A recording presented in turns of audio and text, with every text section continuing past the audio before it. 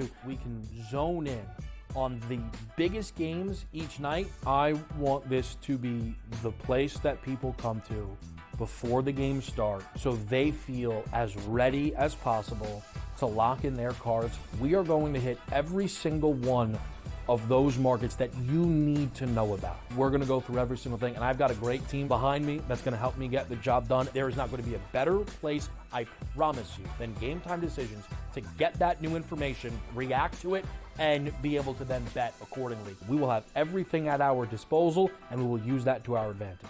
I'm Kevin Walsh. Tune into Game Time Decisions from 6 to 8 p.m. Eastern on SportsGrid. Jimmy Butler has spread his cancer all over the Heat, and he has ruined their season. I do believe they'll never recover from this disastrous guy that is, purged on him. I mean, he's ruined. Like, they don't matter anymore at all. Like, I watched them play last night. They sucked. Pharrell, Coast to Coast, only on SportsGrid. You know, they have a lot of hopes, and they thought last year they were turning the corner.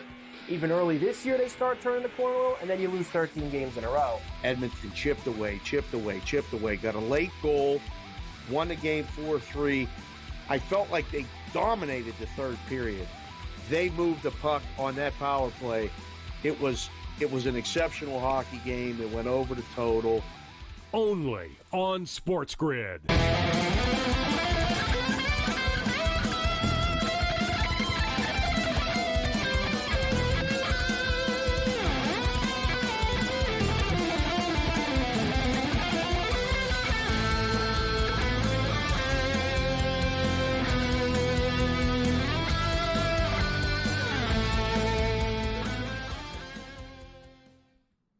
Let's roll. The Thursday night throwdown has begun. This is SportsRage. I am Gabriel Morency. It's the players, the hustlers, the people that bust them, and everybody else in between. Let's do this thing. Countdown to kickoff continues, and countdown to the Bayou continues as well. We'll be in New Orleans starting on Monday. Keep it locked right here on SportsGrid Radio and Television Network, Sirius XM Channel 159. All week long, we'll have some epic interviews, great guests, and hopefully a bunch of great selections and picks for Super Bowl 59, as well as the props continue to drop across the board, including the novelty props and all the other stuff that people like to bet on when it comes to the Super Bowl. But we've got action to break down this evening. Let's start off in the NBA right now. The Houston Rockets taking on the Memphis Grizzlies. And listen, Joel Embiid gets called out a lot for not playing, and we talked about it the other night, is Joel Embiid has missed 400 games in his career, and he's only played 440. How often does Ja Morant actually play? Between the injuries and the suspensions and this and that, like, Ja Morant's basically in the lineup half the time, it seems. They're used to playing without him because they play without him so often, but to play without him tonight, they were laying 3 points. It was 5 earlier in the day. We pulled the trigger. We liked it earlier in the day, and I was wondering about Morant's status. So it went down to 3. It's 38-33 right now for the Houston Rockets. Yet the Memphis Grizzlies are still laying 2.5 points in-game right now, which I really don't understand. I think the Houston Rockets are going to win this basketball game. I think they're going to cover the number. You're getting 2.5 right now. Like I said, we've got a 5. It was 3 before tip-off. So if you can get a 3.5 in-game here, just wait. Hopefully maybe Memphis scores the next basket. But either way, I do think Houston are going to win this game.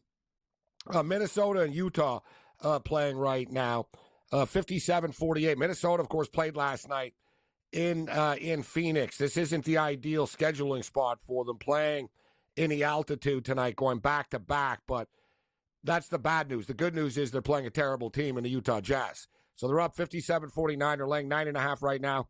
In-game total is 222.5. We're late in the second quarter of play. Meanwhile, the Orlando Magic and the Portland Trailblazers getting ready to tip off. Magic laying 5.5. I think the total is a little light here. Orlando have been good on defense, but you'll notice they haven't been over the last couple of weeks.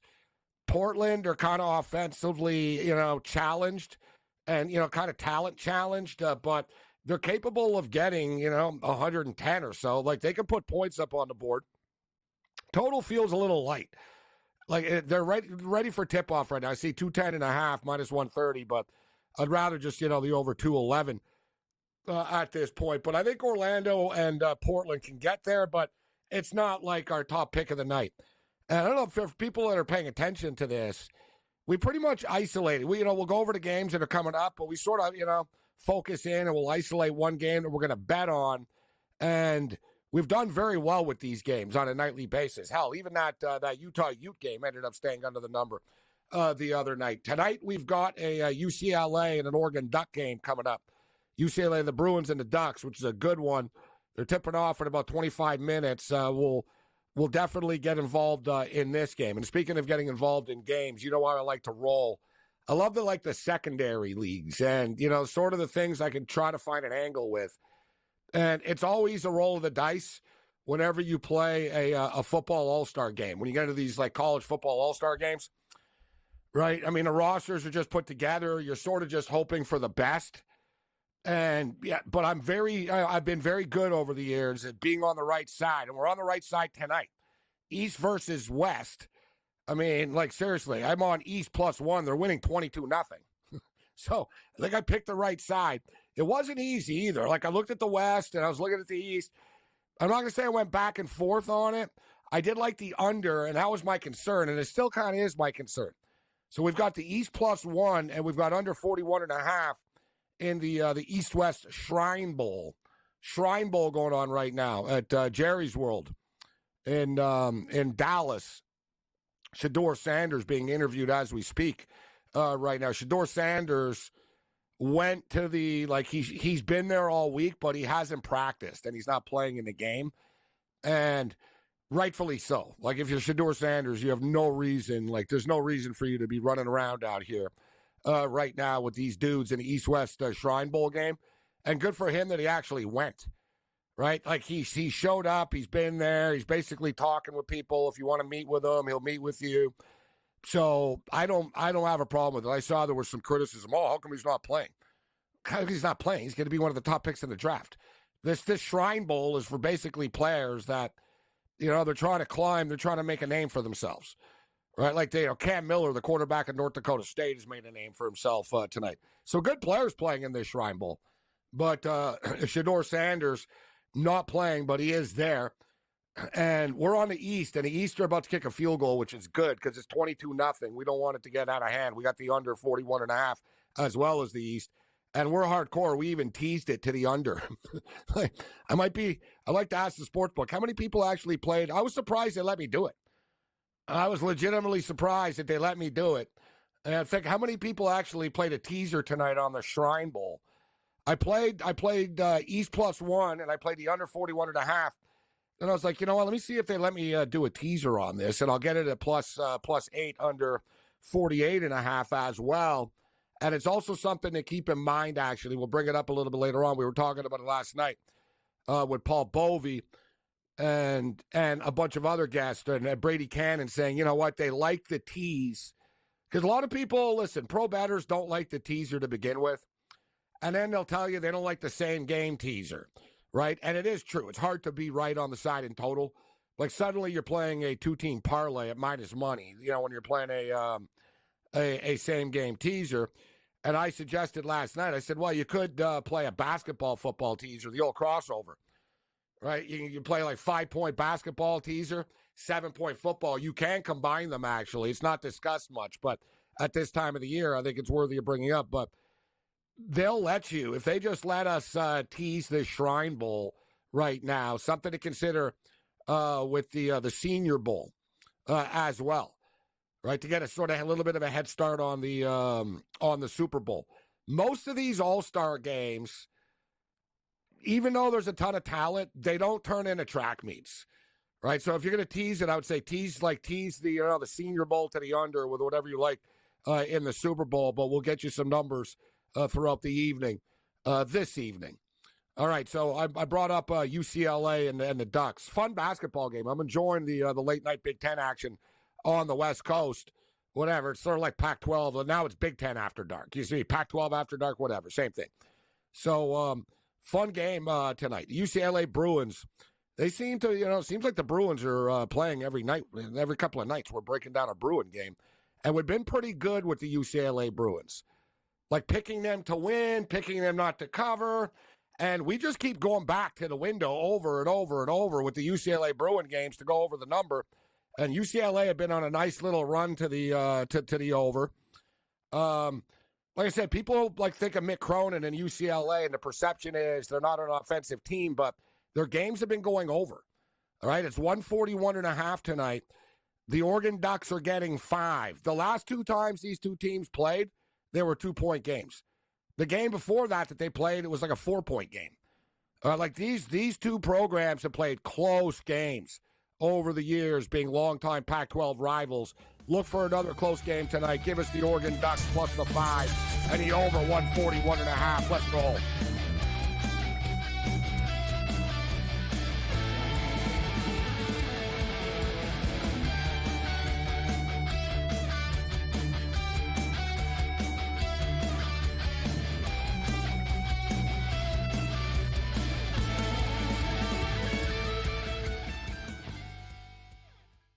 So my team didn't win this weekend, but I still did with this app that's taking over the game. Sports Millions Pick'em lets you make quick and easy predictions. Pick your favorite players, go higher or lower, and you can still win big even if your team loses. Plus, the multiplier is insane. With just a few picks, you can win big money. So get on it. They've got a welcome bonus to help you start off your winning streak.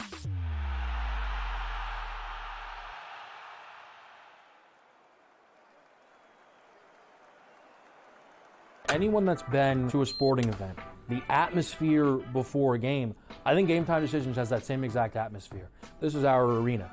This is what we do. There is going to be an energy to Game Time Decisions that you will feel night in and night out. The excitement you get when you lock your bets in, when you're figuring out what you want to do, we can zone in on the biggest games each night. I want this to be the place that people come to before the games start so they feel as ready as possible to lock in their cards. We are going to hit every single one of those markets that you need to know about. We're going to go through every single thing, and I've got a great team behind me that's going to help me get the job done. There is not going to be a better place, I promise you, than Game Time Decisions to get that new information, react to it, and be able to then bet accordingly. We will have everything at our disposal, and we will use that to our advantage.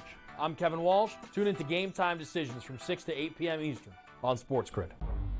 The two guys that can do it all. Too much electricity this morning. This is a good time. We're having a lot of fun. I had to do a triple take. Ka-ching! Why? Because of parity. I didn't mean to offend. Yeah, it's not going to happen. Load management is a dirty word. Let him rip. You know what?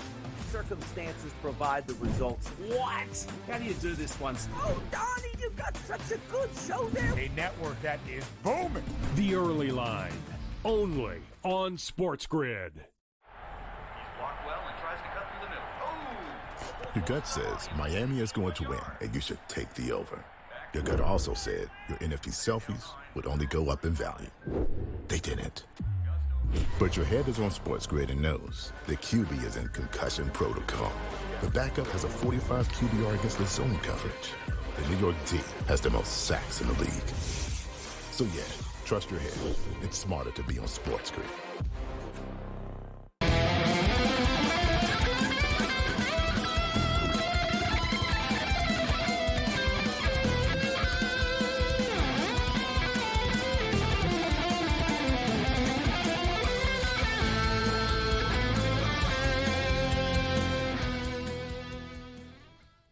SportsRage, the Thursday night throwdown continues. I am Gabriel Morency, SportsGrid Radio and Television Network, Sirius XM Channel 159. It's been a pretty busy day today in the world of sports as the countdown to the Super Bowl continues.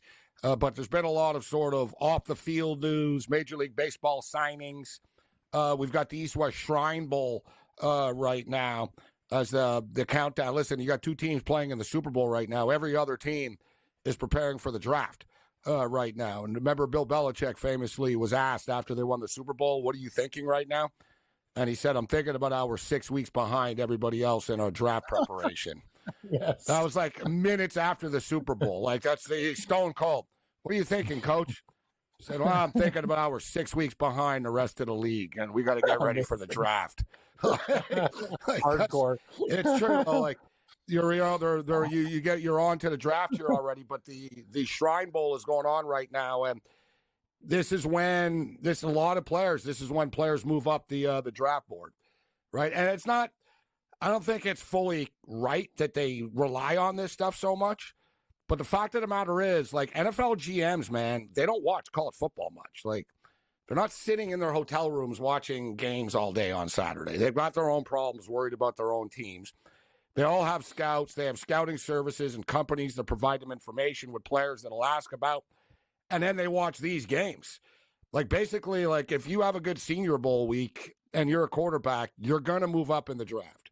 Like, Daniel Jones got drafted as high as he did because the Giants fell in love with him in 1 week, essentially. E.J. Manuel got drafted by the Bills because the weather was bad at the Senior Bowl that week, and they liked how he threw the ball in bad weather. And they thought, well, you know what? He can throw the ball in bad weather. Spencer Rattler last year had a great Jake Haener a couple of years ago. Jake Haener, whatever, he's not a star in the NFL, but he moved up in the draft board. It's sort of my point. They put a lot of stock in this stuff. So the kid Cam Miller tonight from North Dakota State has really, really stood out.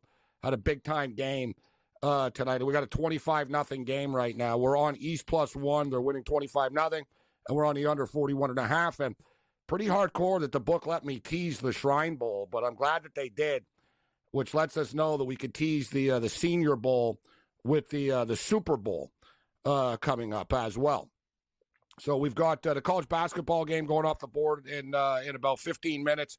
We're on the Oregon Ducks +5, and let's go over the 141.5. We bring in George Kurtz. We got Cam Stewart in the house. NHL hockey right now, the Edmonton Oilers are leading the Red Wings 2-0 midway through the second. The Ducks and Flames are tied at 1, also midway through the second. I've got under 5.5 in this game. And you got Columbus and Vegas. Vegas are up 1-0. So Captain Shock, George Kurtz, joins us. George, I'm assuming you've got a Vegas and an Edmonton parlay. It's almost like he was watching in-game live earlier. Yeah, yes. I do have the public parlay Vegas. I don't have to watch Edmonton. to know what you're taking. Yeah, you're actually. I can't even bet. Instead, you make my bets for me. They'd be the same bets anyway, right? I could. If you were taken hostage, I could put your plays in for you if you want. Yeah, I know what he wants. It's funny.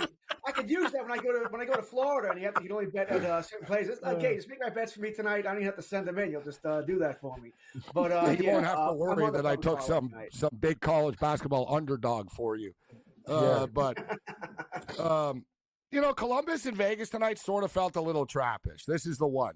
Just, Columbus have been, a competitive team this year. Like a good example right now, they're minus 650. That's insane. Like you can get you know what? I could consider jumping in on the Columbus Blue Jackets. You're getting them at +2.5 right now, +100. I'm not sure Vegas are just going to smoke them. Anything we talked about it the other night, guys. Anytime you're getting 2.5 goals in a game, you're getting 2.5 with Columbus right now at +100. You can get 2.5 with the Detroit Red Wings at +155, actually, and they're only down 2-0. That's a pretty nice price right there. And then Anaheim and Calgary, you can't get 2.5. But what are your in-game hockey picks, Cam? You could probably know my picks if I was taken hostage in a different building away from George, because I'm taking dogs. Give me Anaheim live +145. It's up to 150 on my book. The Detroit Red Wings +2.5 plus money. And I will take the Columbus Blue Jackets +2.5. I will take a split bet with the Sharks +1.5 and +170 money line. Every dog. The Red Wings just scored. Oh, really? That quickly as I talk about it. Yeah, they just scored. And I don't understand this either. The Edmonton, the Red Wings just scored. It's 2-1 right now, but you can still get the Red Wings at +2.5 -160. That's baffling. Yeah, I'm doing it in a heartbeat. Yeah, exactly, George. What do you see, George? What's your book say? What do you see? I'm looking right now. They can still get 2.5 there. It's kind of weird. It's almost a trap. No, not on mine. Yeah. It's +130. 155 now. Yeah, Gabe, it's a great bet because my book, they already know me. They profiled me. I'm only getting +1.5, +120 on Detroit. I want +2.5, and I will do it on the other book that you mentioned. That's a great price. You guys need to look at the alternate puck line plays. Because, I'm seeing the same thing. I see Detroit Red Wings +1.5, +130. So I see the same thing, but you can find the 2.5 as well, which I'm actually surprised even they're getting +130. I guess just because Edmonton were such heavy favorites before the game. That's what it is now for you, -174, George, +2.5. 2.5. Yeah, there's a 2.5 -160 on ours, Gabe. It popped up right now. I just refreshed. I got -155. I got to bet in, but whatever. Still not a bad bet. Like 74 would sort of be the cutoff for me, but that gives you some window here, George, right? I mean, if Detroit score the next goal, which they could, then, you're locked in basically. Even if they give up another one, you can still win the bet. I like this at +2.5 here with them. Wow. Detroit just saw how to break away, and it was like literally on the goal line. They almost scored again. They're buzzing. Man, you guys are so far ahead of me. I'm just seeing the breakaway now. These +2.5s, man, when you get an opportunity like we talk about it, and boom, Detroit scores. Vegas, whatever. Vegas have been known to pull away in these games. I don't really like getting in front of them, but I thought the number was a little high. And like I said, right now you're getting +2.5. What would 3.5? Let's see what the alternate goal line. +3.5 with Columbus. I like that. It's not even that bad. It's minus 280. It's good parlay material.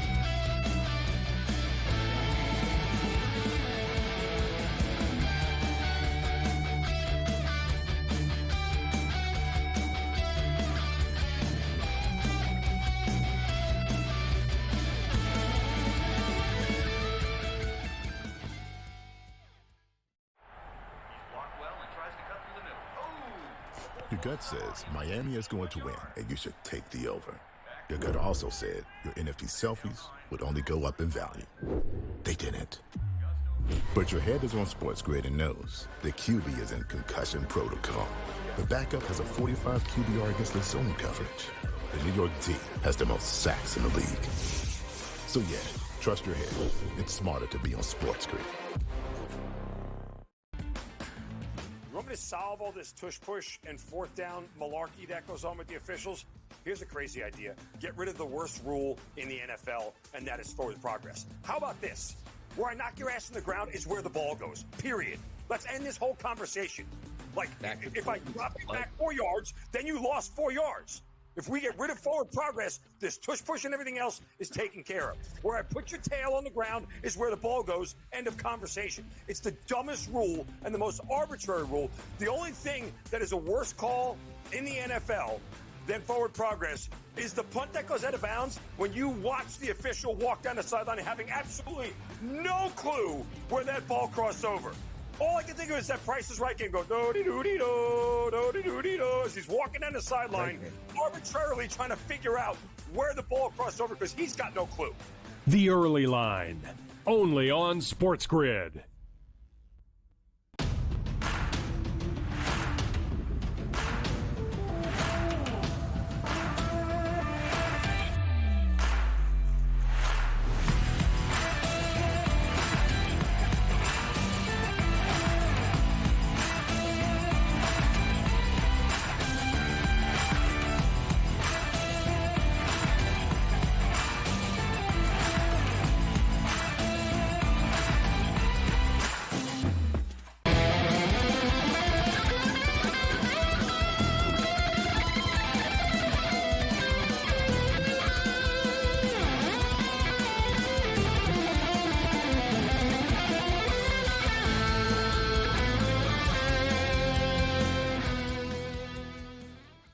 Let's roll.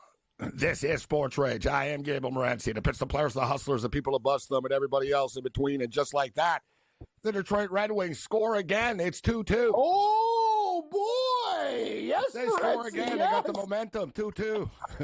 I got the +400, too. A little money line sprinkle. Let's go Detroit Rock City. I got them +2.5. Let's see what the puck line is now. +2.5 is -450. Wow. Captain Chalk is, looks like you got a little sun or something, Kurt. You're not as white as normal. You're a little red. Yeah, you actually look good. Yeah, maybe it's an anger from the red, the goal being scored. Yeah, the red it might be because, believe me, I didn't get no sun here. I'm not so sure I know what the yellow ball in the sky is anymore. Damn cold. George, I hate going against it, but we had to take the plus 2.5. Like, that was a great price. Like, we're watching the game. Like, Detroit's they're not crap. Like, they're a pretty feisty team. They're a decent squad.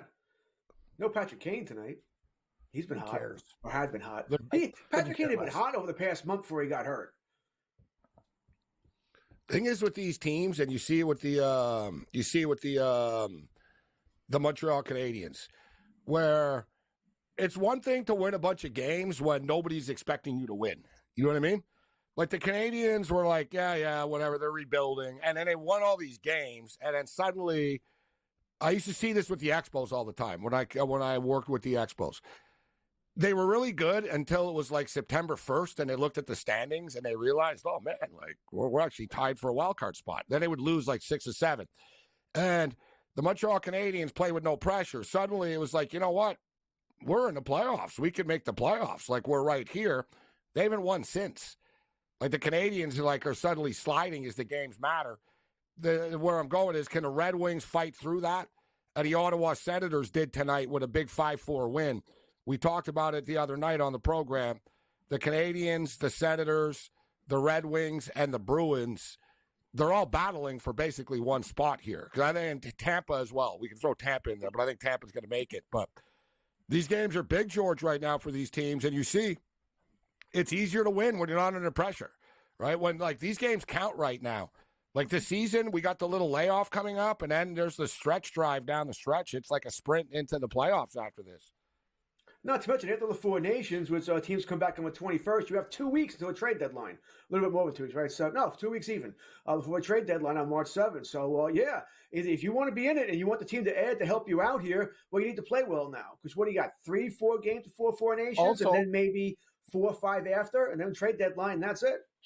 Gabe, take a look at the standings. Boston's played 3 more games than almost every team that they're competing with, too. And Tampa Bay won tonight to take a 1-point lead on them. So the Bruins are kind of skidding, and they played more games. So they got to get their act together. They got their asses kicked 2 nights in a row. Like the Sabres beat them 7-2, and Winnipeg schooled them tonight 6-2. Bruins struggling. I don't think the Bruins, I can see the Bruins not making the playoffs. I think Tampa will. And then you get down to Ottawa and Detroit. I don't believe in Montreal in the long term here. I don't think they're a playoff team. I think Ottawa, guys, if I had to pick one of them, I think Ottawa could grind this out, actually. Right?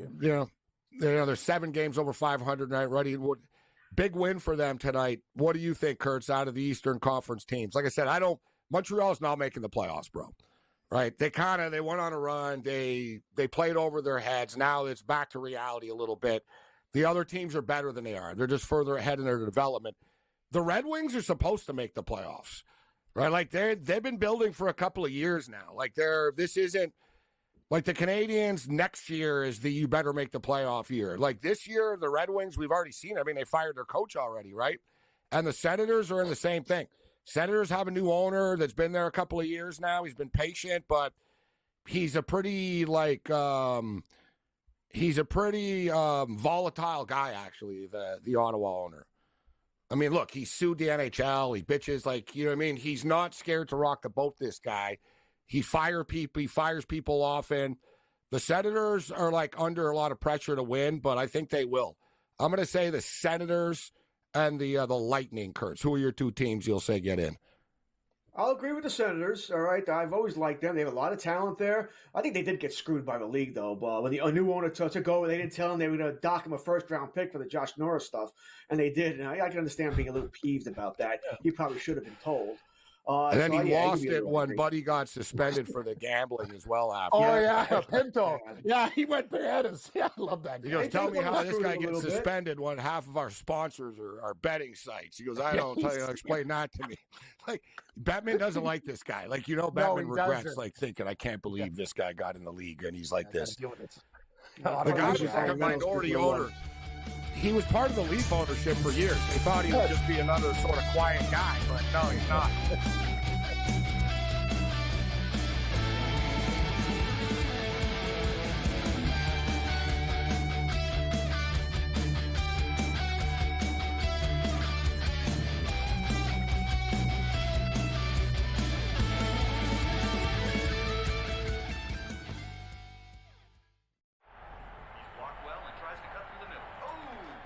Your gut says Miami is going to win, and you should take the over.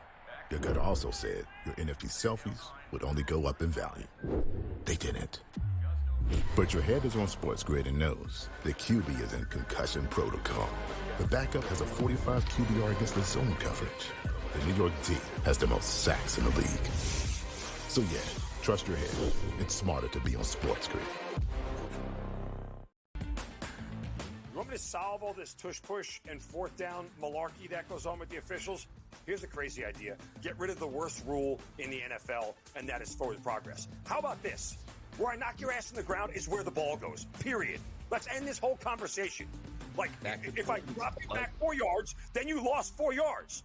If we get rid of forward progress, this tush-push and everything else is taken care of. Where I put your tail on the ground is where the ball goes, end of conversation. It's the dumbest rule and the most arbitrary rule. The only thing that is a worse call in the NFL than forward progress is the punt that goes out of bounds when you watch the official walk down the sideline having absolutely no clue where that ball crossed over. All I can think of is that Price is Right game go do-de-do-de-do, do-de-do-de-do, as he's walking down the sideline, arbitrarily trying to figure out where the ball crossed over because he's got no clue. The Early Line, only on SportsGrid.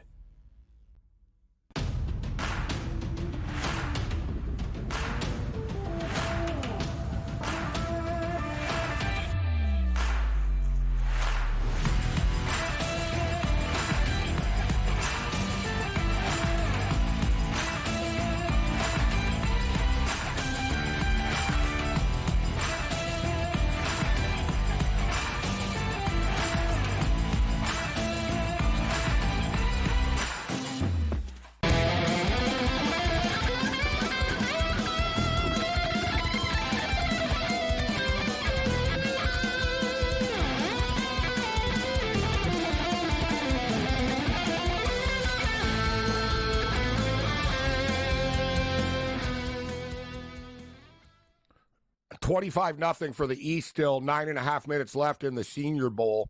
The Shrine Bowl. Senior Bowl coming up this weekend. We've got the Shrine Bowl going on. And like I said, the East were plus 1 point underdogs, and they're winning 25-0, which this one I love about these type of games and the NFL draft as well, in that they don't know. Like, they really don't have an advantage over you. Like, when we're betting on the NFL, the NBA and stuff, it's very difficult to beat, right? When we throw together a bunch of college players that have never played together before and practice for 3-4 days, the odds makers really don't know what to do with it. And they basically just make it a pick 'em all the time, right? They'll make one team +1, -1, or whatever. And look, they were that wrong tonight, and they set the total at 41.5. It still might get there, but it's 25-0 with 9 minutes left. And you got the NFL draft going on right now. And everybody going to be focusing in on the Super Bowl. But now's the time, guys, to bet on the draft. Because everybody's focused in on the Super Bowl. And once the Super Bowl's over, what's everyone going to focus in on? The draft. Then all this money's going to start to come in like a week after the Super Bowl. Well, all the draft talk's going to start, and then people are going to start betting on the draft. So it's almost like now, and they admitted it. There was a great piece on ESPN earlier in the week about the draft, and in which the odds makers were admitting, and I've been telling people this for years, that they don't know. Like, they're at the mercy of the media. Like, a good example is the Tennessee Titan executives the other day said, and I don't really understand why people went crazy over this comment, because it's not really a bold statement, saying they wouldn't pass up on a generational talent with the number 1 pick of the draft. Well, it's kind of obvious. What are you going to do? Oh, you general I don't really understand. It's like newsflash. Titans are looking for good player in draft. Yeah, no kidding. So, but for whatever reason, no, you know what I mean? No, guys, like, you know what I mean, Kurt? It's like, people are like, oh, like, read between the lines. He means Travis Hunter.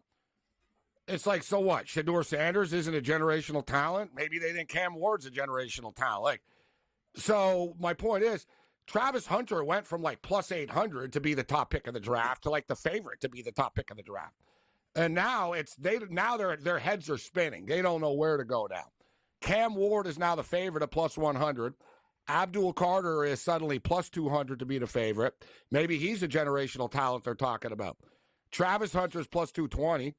I think Shedeur Sanders at plus 800 is the pick. But what's your prediction, Kurtz, for the number one pick in the draft right now? You know, whenever I hear this stuff from the GMs, I mean, when can you tell these guys are lying? When their lips move. So I assume he's lying. Why would he tell you the truth anyway? Maybe he wants to get a trade going. See if someone will trade, give him a bounty because they want Shedeur Sanders, because they want Cam Ward. I don't think Tennessee can pass up on a quarterback. I just don't. You can't go another year with Will Levis, whatever else they got going there. So I think it's going to be Cam Ward. Right now, I think Cam Ward is the one who goes to Tennessee. I don't love it. He's not the best player in the draft. I think that is Travis Hunter, but we rarely see that. Right? Maybe Cleveland takes the best player in the draft rather than take whatever Tennessee doesn't take as far as Sanders and Ward. But Cleveland should take the next quarterback because you don't have anybody either. The Giants are praying that plays out that way, that Cam Ward is taken and somehow Shedeur Sanders falls to them. I'm not so sure Cam Ward is the number one pick.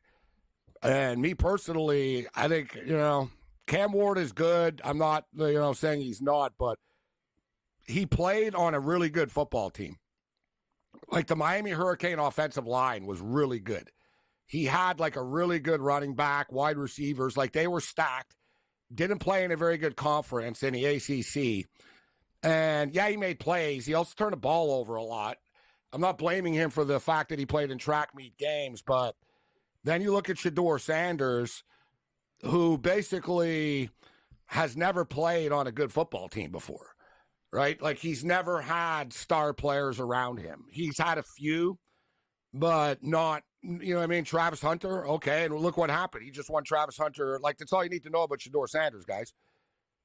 He just won Travis Hunter the freaking Heisman Trophy by throwing him the freaking football. Yeah. So like he makes people around him better.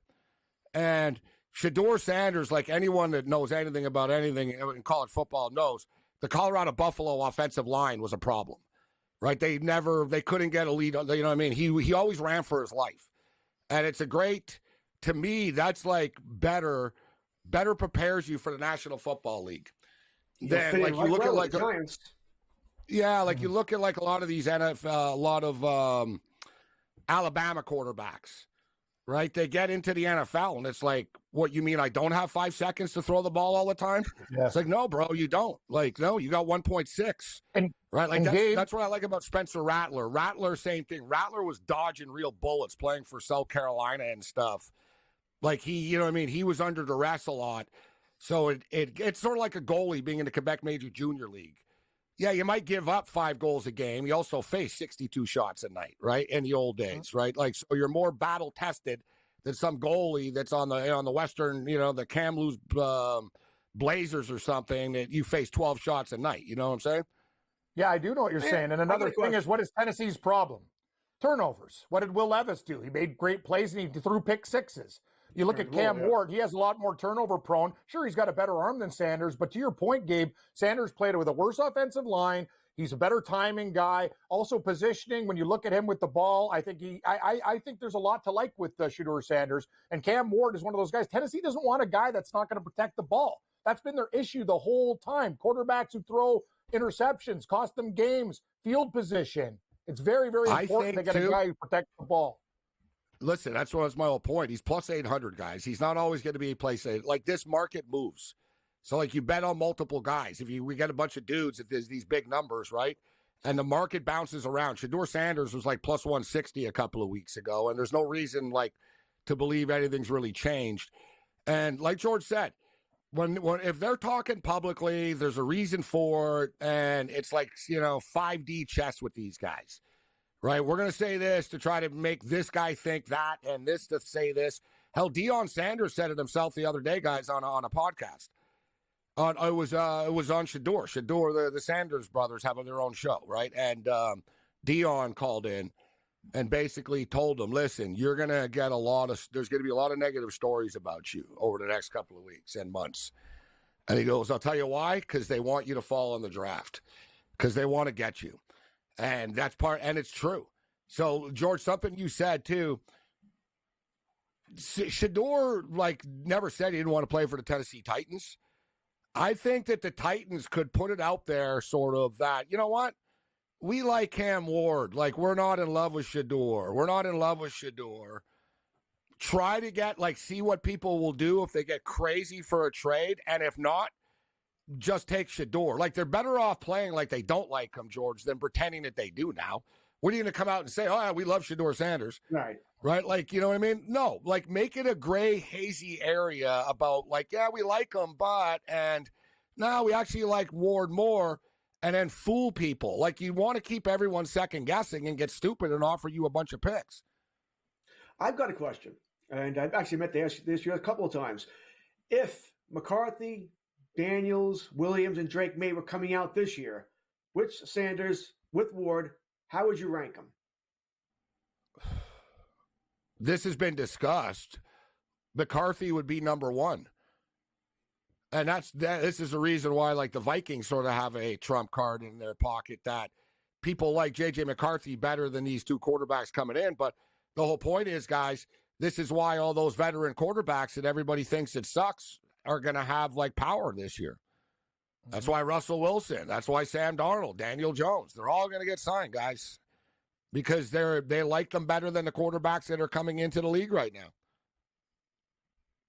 Yes, that's the answer I agree. I'm curious about. Well, McCarthy's going to be. He's very, very interesting, Gabe, because we have not seen one snap from this guy, and he's a hell of a gamer. And he was going to win the job. Daniels, he was going to win that job. Yes, he was going to win the job. He was going to win the job. We knew Daniels was going to be good, but not this good. He's been amazing.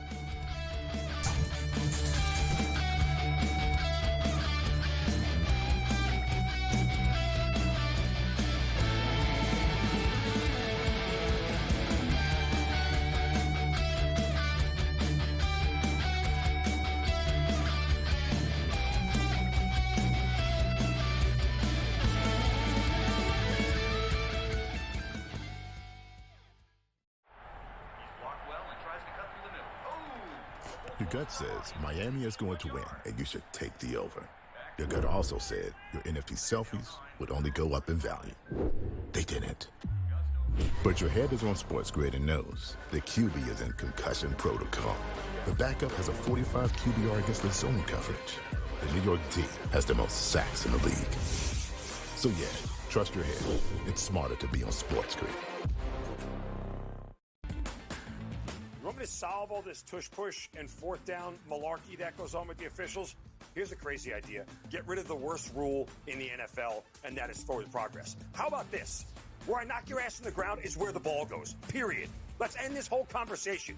If I drop you back 4 yards, then you lost 4 yards. If we get rid of forward progress, this tush-push and everything else is taken care of. Where I put your tail on the ground is where the ball goes, end of conversation. It's the dumbest rule and the most arbitrary rule. The only thing that is a worse call in the NFL than forward progress is the punt that goes out of bounds when you watch the official walk down the sideline having absolutely no clue where that ball crossed over. All I can think of is that Price is Right game going do-de-do-de-do, do-de-do-de-do, as he's walking down the sideline, arbitrarily trying to figure out where the ball crossed over because he's got no clue. The Early Line, only on SportsGrid.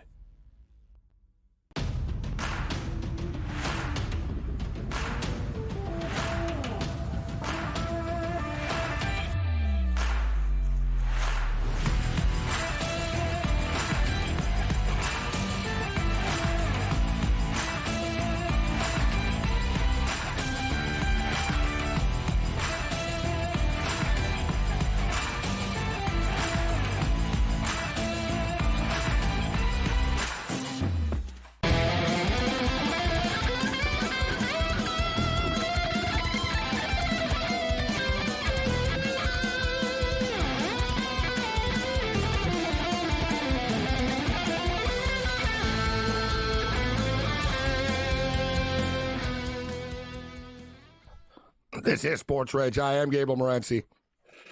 Illinois and Nebraska tied at 70 right now with 18 seconds left. So we got a close one going on there in Lincoln. And West Coast action, as we stated, we got UCLA and the Ducks ready to tip off. The Ducks are getting 5 total, 1.5. Here's another one in-game, guys. Pacific. We've talked about Pacific. Coach Dave Smart taking over Pacific. They were getting 10.5 tonight. I kind of liked them, actually, and I didn't get it in. I'm going to get it in now. They're getting 9.5 right now, but it's a 1-point game, so I'm surprised the number is what it is. It's 29-28 for Washington State.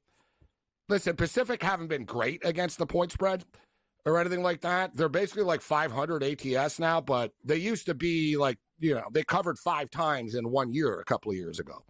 Like they were bad ATS. And Smart is turning around, and not everyone really has realized that Pacific actually don't completely suck. They still suck, but they don't completely suck. So I just got in at 9.5, and it just moved to 7.5. We're going to go with the Ducks and UCLA, but a lot of stuff I said off the field. Let's get to a couple of things here. If you didn't hear the story today, Justin Tucker has found himself in some Deshaun Watson territory. Justin Tucker is accused of inappropriate behavior by massage therapists. Not just one, but 6 of them. He denies the claims. Now, for the record, there's one story here that he showed up basically wearing football equipment to a massage place therapist to prove the point that he played for the Baltimore Ravens. Like he used to try to use it to hit on. They're alleging that he tried to he stressed that he played for the Baltimore Ravens, and to prove it, he brought his equipment and pictures, etc. There's an allegation by multiple people that he turned sports therapy into he wants happy endings, is the gist of it. He denies it. There's a couple of detailed things. Thing is, listen, I don't know. You get these lawsuits, you never know what's true or not. It's like the Fox stuff with just because someone says something in a lawsuit doesn't mean it's true. Yet one thing I can say is today online, people have found a couple of old tweets and stuff like that. There was a tweet from 2021 from a girl who said, I'm not going to say too much here, but let's just say that Justin Tucker's not welcome at local massage parlors. That was in 2021. There's been a couple other, you read between the line posts after the fact of this, that you sort of string it together, that where there's smoke, there's fire. And the fact that he's not very good anymore, we'll see how Baltimore responds. Because he's not great, right? He's sort of at the end of his career here, but it could just be slander. Like I said, because you get sued doesn't automatically mean that it's true. But like I said, you got 6 accusations, so let the circus begins. But you see it all the time, Kurtz. As soon as there's a lawsuit, people just, run with it, whether it's true or not. It's once you're accused of something, people believe it. Yeah, you said that when there's smoke, there's fire, though. There is 6 here, so it makes you think that it has a better chance of being true. I mean, I hope not. You hate to see this with these athletes. You hope not here. I didn't read about the other tweet from 2021. That's certainly not a good sign. I don't know what the evidence would be. It's a civil claim, not a criminal claim, so you don't need to prove beyond a reasonable doubt. So it is a little easier. I don't care that Justin Tucker denied it, by the way. Everybody denies everything, so that doesn't mean anything to me. But we'll see what the actual evidence is here. But I think Johnny Blaze is on to something in our chat. He says, no wonder he's been missing field goals. Too many happy endings, right? Weakens legs. It weakens legs. Too much comfort. He's comfortable. Yeah, that's awful. It's terrible here. But I do wonder what Baltimore does here because of what you said. If this was Justin Tucker 5 years ago, they'd be defending him. Oh, no. Exactly. But now that he's... now they're looking into his contract. I guarantee you. There's people on the phone. So what's his contract? Yeah, what's the buyout? Exactly. Morality clause. Yeah. And listen, there's always a digital trail of this stuff, and there's a weird story with Terry Rozier as well.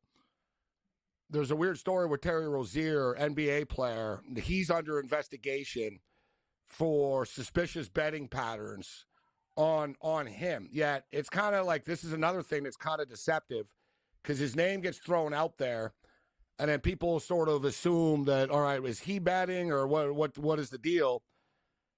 What's crazy about this is there's the same thing.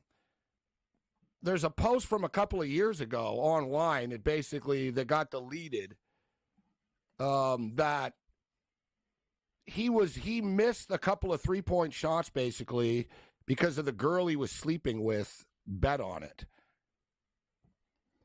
This is pretty crazy.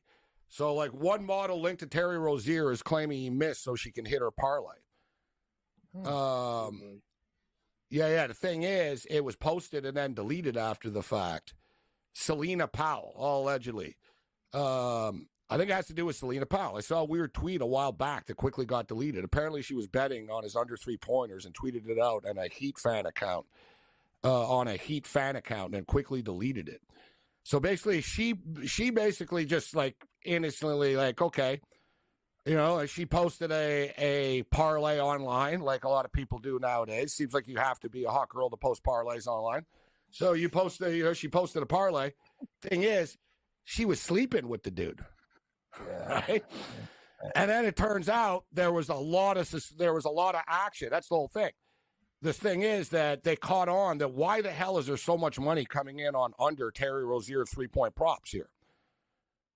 And it turns out, like I said, so like Terry Rozier, I think I said it earlier today, I think it was $133 million he's made. So Terry Rozier's at like $133 million. So like it's not like he's betting, but I can't can you believe that you would ruin your career over like a girl you're sleeping with betting on a parlay and you're like, sure, baby, I'll miss a couple of threes for you? Because it sounds like this is basically the gist of it, of what happened here. I can't say I'm surprised if it is true. God, these guys are stupid. Money. They really are, Gabe. Another thing is bet on the over on yourself. I'll hit a couple for you. I know. It's just you're right. It's just a bad joke. That is like, honest to God, you said it. You're sleeping with a chick. You're going to ruin your career so somebody can hit a parlay. Friends and family. Yeah. Sure, I'll miss a couple of threes for you. No one will know. Oh, wow.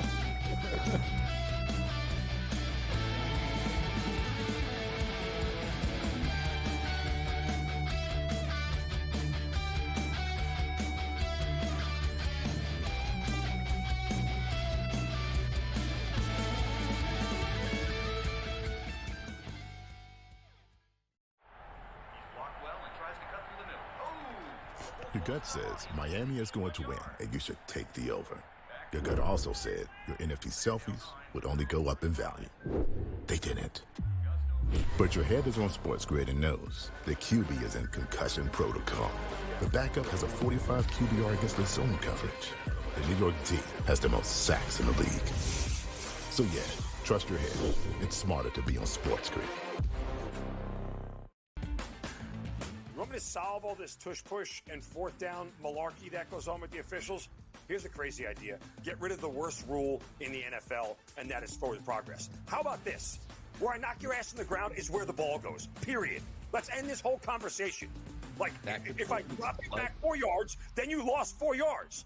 If we get rid of forward progress, this tush-push and everything else is taken care of. Where I put your tail on the ground is where the ball goes, end of conversation. It's the dumbest rule and the most arbitrary rule. The only thing that is a worse call in the NFL than forward progress is the punt that goes out of bounds when you watch the official walk down the sideline having absolutely no clue where that ball crossed over. All I can think of is that Price is Right game go do-de-do-de-do, do-de-do-de-do, as he's walking down the sideline, arbitrarily trying to figure out where the ball crossed over because he's got no clue. The Early Line, only on SportsGrid.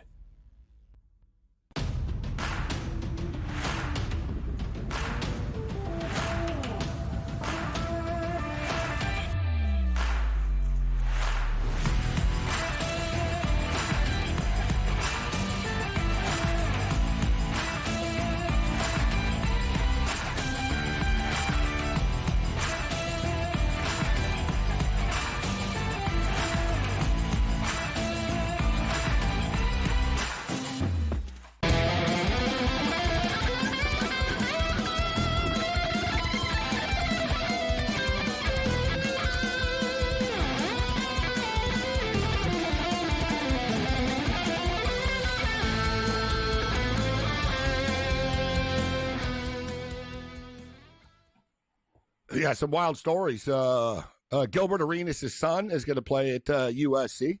Of course, a tragic last night. It happened on the air as we were ending the show. Of course, the plane crash last night with the helicopter. And 14 members of the U.S. Figure Skating Association on the plane. So our thoughts and condolences with the families of all the victims. Just absolutely crazy what happened last night. All right, we only got a couple of more minutes with George Kurtz right now. We'll get George's early Super Bowl thoughts. But Major League Baseball today, the Blue Jays get another deal done, signing Max Scherzer to a 1-year, $15.5 million contract. And you look at the Blue Jays bullpen, it was solid last year. You look at the young pitcher in Bowden Francis that they have. This kid nearly threw a couple of no-hitters late in the season last year. And now you're talking about a rotation of Kevin Gossman, Jose Barrios, Max Scherzer, Chris Bassett, Bowden Francis. You bring in Santander. You bring in a 3-time Gold Glove, three, and a current, like the best defensive player in the American League at the position, in Jimenez at second base, 3-time current Gold Glove winner. Blue Jays offseason starting to come together right now. You know, Blue Jay fans just are like big, like they wear panties. They cry about everything all the time. When the Blue Jays have spent more money than the Red Sox did, they spent more money than the Rays did, they spent more money than the Orioles did, and they spent pretty much on par with the Yankees did in the offseason. And Willie, they would have spent more if they could have got other players. Like, but in Toronto, they're like, oh, yeah, but you know, this and that. It's like, for other teams, like, yeah, ask Mariner fans. They'd be stoked adding these players to this. But I know Scherzer he's not in his prime, but he's a winner. And when he's healthy and he's on the hill, he was effective, actually. Like, his numbers are good when he does pitch. Just get him out there for 5 innings, get him in and out of games, sort of manage him a bit. But Cam, you're the Blue Jay fan, but to me, they've done a nice job. I agree. Shapiro and Atkins get criticized all the time, but they've done a good job with the contracts. They deferred Santander. They figured out a little trick to save on Canadian taxes by signing bonuses stuff. What do you think, Kurtz, of the Blue Jays right now, being a Yankee fan? I always buy in on the Blue Jays, and I always lose. All right, I picked them to win the division last year, and I'm liking what they're doing. All right, now you mentioned Jimenez. Their defense is going to be terrible outside of Jimenez. It's not very good at all. You got Santander left, and that guy can't. That's why they brought him in, because they figured we need one guy that can catch the ball. Yeah, and well, you know what? I think they will sign Alonso. You and I talked earlier. I gotta think Alonso's going to go there eventually. Boris, I know, was pushing him to go there. Alonso's terrible defensively, and that means you move Guerrero to third base. That's not good defensively. So you're looking for offensive pitching, something they should have here. You know, they're making me buy in again.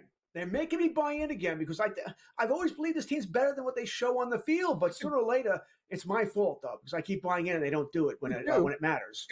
It's a good deal. Like, if you look at 15.5, his last contract averaged 43.3 per year, Gabe. So you're getting 15. I know he's a little bit like, yeah, he's got injuries, but he's getting paid like a back-end starter. It's not a bad deal.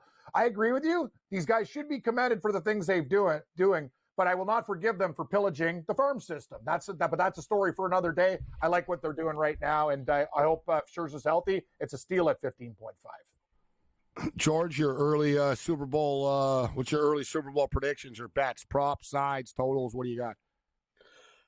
I was on Philadelphia last time. I'm on Philadelphia this time as well here. I mean, outside of Mahomes, where is Kansas City better than Philadelphia? Butker, the kicker? Or I'll take him over Elliott. But other than that, Philadelphia is the better team. And I hate saying that. Not like I'm rooting for Philadelphia. We all see what's over my left shoulder here with all the Cowboy stuff, so that'll hurt. My favorite prop bets, I don't think they're going to be able to run the ball at all. Kansas City, that is. I think Mahomes over 35.5 attempts here. I like Mahomes rushing yardage over 28.5. I think he reaches that as well. And Jalen Hurts, and I was surprised to see earlier that it went down, but he's the only anytime touchdown scorer that I like for the price. He was minus 115 when I took it. I thought it would go much higher than that. Actually went down to minus 110 I saw earlier on some books here. So I'll take that price. The tush pushers coming in, they love that thing. He'll score a touchdown.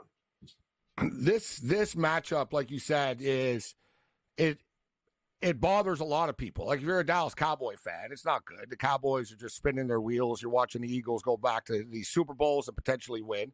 If you're a New York Giant fan, you freaking gave up on Saquon Barkley and gave him to the Philadelphia Eagles. And now he's about to win the Super Bowl. If you're the Buffalo Bills and the Bill fans, we got to watch the Kansas City Chiefs again. There's a lot of disgruntled fan bases coming into this Super Bowl.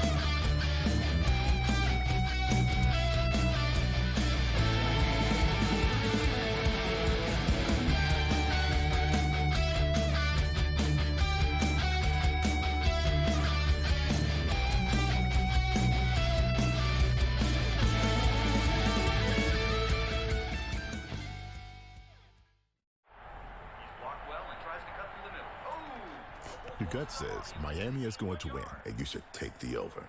Your gut also said your NFT selfies would only go up in value. They didn't. But your head is on SportsGrid and knows the QB is in concussion protocol. The backup has a 45 QBR against the zone coverage. The New York D has the most sacks in the league. So yeah, trust your head. It's smarter to be on SportsGrid. You want me to solve all this tush-push and fourth down malarkey that goes on with the officials? Here's a crazy idea. Get rid of the worst rule in the NFL, and that is forward progress. How about this? Where I knock your ass in the ground is where the ball goes, period. Let's end this whole conversation. Like, if I drop you back 4 yards, then you lost 4 yards. If we get rid of forward progress, this tush-push and everything else is taken care of. Where I put your tail on the ground is where the ball goes, end of conversation. It's the dumbest rule and the most arbitrary rule. The only thing that is a worse call in the NFL than forward progress is the punt that goes out of bounds when you watch the official walk down the sideline having absolutely no clue where that ball crossed over. All I can think of is that Price is Right game go do-de-do-de-do, do-de-do-de-do, as he's walking down the sideline, arbitrarily trying to figure out where the ball crossed over because he's got no clue.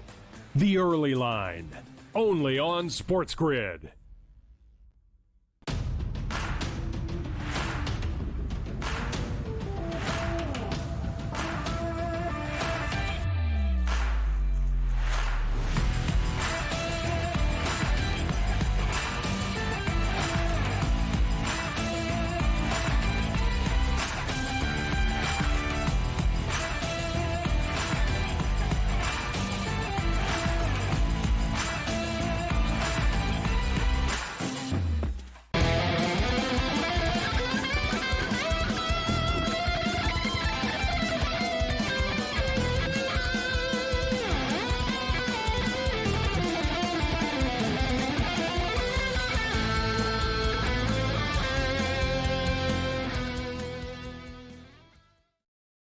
All right, we got a final score in the East-West Shrine Bowl. So for those of you that tailed our East +1 under 41.5, easy win, straight to the counter, baby. Never in doubt, literally and figuratively. We all cared about never in doubts with close games, but +1 at under 41.5, 25-0 final score.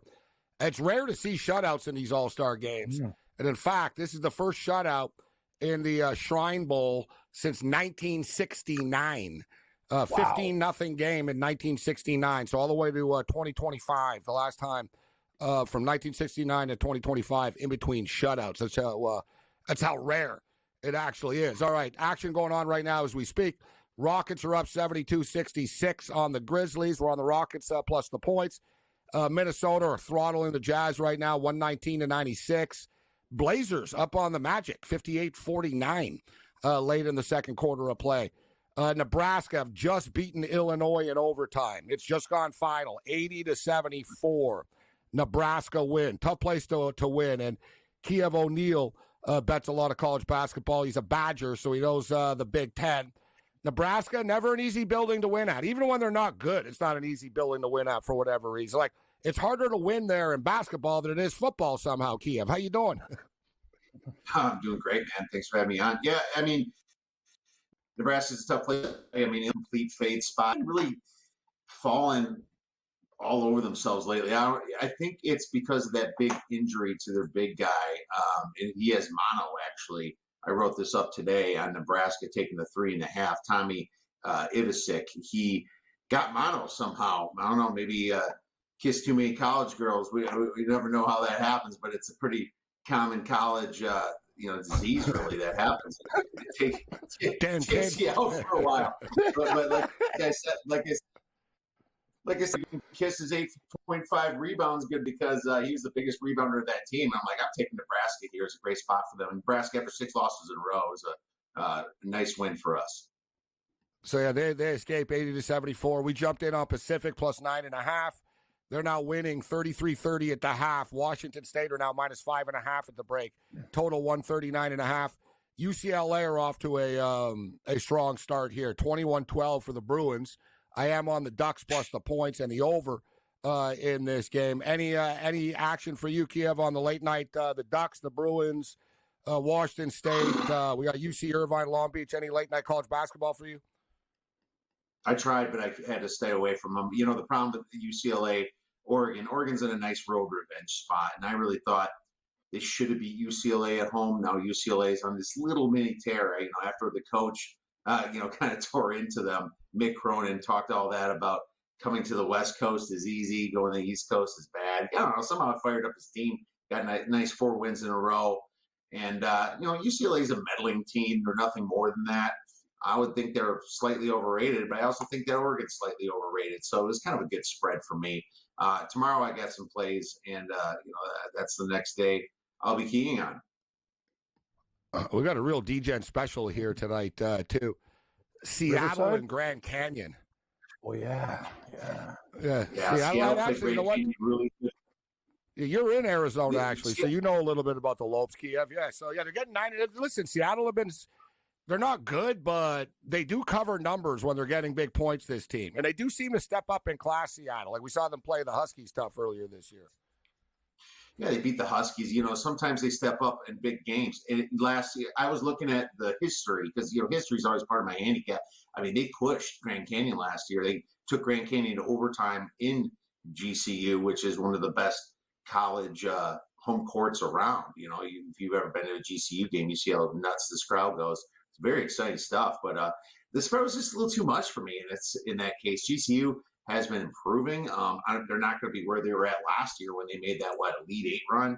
That was a really fun game against Alabama last year, wasn't it? But they're not there. But yet, laying 9-10 points, I thought Seattle could hang in this. It's a big spot for Seattle, so I stayed away. Has that tipped off yet? No, it hasn't, but it's about to. And as you mentioned, too, look, when they played last year, it was an 8-point game. They played twice. It went to overtime once. So 80-72, 95-88. You mix in, Seattle actually beat them last year once. They played 3 times. They beat them 86-79. Now, when they played in Seattle, they lost 84-79. Basically, we've got guys four games in a row that are basically no margin bigger than 8 points between the two of them. Yeah, and that was red flags all over. Now Seattle's also a worse team, so I didn't necessarily want to, bet on them. Plus, GCU still has that big home court advantage. It was just a complete stay away from me. But yeah, it would. If I had to do it, I'd take the points. I would go with Seattle just because of that history there. Some of the guys played really well last year, and they remember that. If they can show up there once, they can show up there again. And having that one win against Grand Canyon really said it all last year. So I'm thinking that it was a stay away, but I'm a Grand Canyon fan. Go Lopes. Man, it feels like it's going to be right around the number. The Lopes are either going to win by like 10 or 8. It's one of those. Yeah. Like the odds makers probably got it right. It is the ultimate bailout degenerate special. The last game off the board. The Ducks and UCLA should be a fun one. It's 23-18 right now. I think it's going to be a close game throughout the evening. The second half has just started with Pacific and Washington State. NHL hockey, we jumped in on the Red Wings plus the 2.5 when they were down 2-0, and then they subsequently quickly scored 2 goals. It's still 2-2 right now with 12.5 minutes left in Edmonton. So you got a 2-2 game with the Red Wings. Flames are up 2-1 on the Ducks. We got the under 5.5 in that game. The Kraken are up 1-0 on the Sharks right now. 5 minutes left in the first period of play. Remember, guys, I said, and I told you, Cam, earlier, Columbus. I said that Vegas game, man, they were minus 650. I didn't, you know what? That was the trap of the night tonight, actually. You're right, Gabe. The Vegas Golden Knights being this big of favorites against Columbus. I did 2 things at 2.5 plus 2.5. Red Wings were tied in Columbus 2.5. You're going to get only 1.5. Great call by you. Another thing, Samsonov is in net instead of Aiden Hill tonight. That is a huge downgrade for Vegas. And Columbus is playing great hockey. That line's ridiculous. I know Vegas beats up teams, but they kind of, you know what? And Columbus is one of those sneaky teams. Vegas won't get up for it. I love the 2.5, Morency. I would not be shocked. This could be the parlay buster of the night with the Blue Jackets. I know both the offs. We got plus 2.5. They're down 1. Let's go Jackets. We got a big UFC card, an early card actually, this weekend. There was news with the UFC today, non-fight related, because Bryce Mitchell's an idiot. And I can't believe too. I thought, and there's nothing funny about it, but Kiev, I saw a clip today of Dana White. And the reporter said, so Dana White says, listen, he's an idiot, and he goes, this guy's so stupid that he actually, drilled a drill through his nutsack before, and pulled it out. And he goes, I've never met someone as stupid as Bryce Mitchell before. And he goes, but what are you going to do? He's got his own podcast. And but he says with the British accent, he goes, and today it was just the first episode. And Dana White looks up, he goes, yeah, the great, he's off to a great start. First episode today for Bryce Mitchell. So Dana White, but then Dana, so for people who don't know, Bryce Mitchell's an idiot. And the guy starts talking about Hitler and stuff, doing the old, he wasn't such a bad guy thing. Dana White goes, well, we have free speech. We don't fire people, even if they're idiots in the company. And then, then he drops the old, and if you don't like him, you can watch him fight and get his head punched in. It's so what you're saying is, don't worry about it, just buy the pay-per-view anyway. Yes, exactly.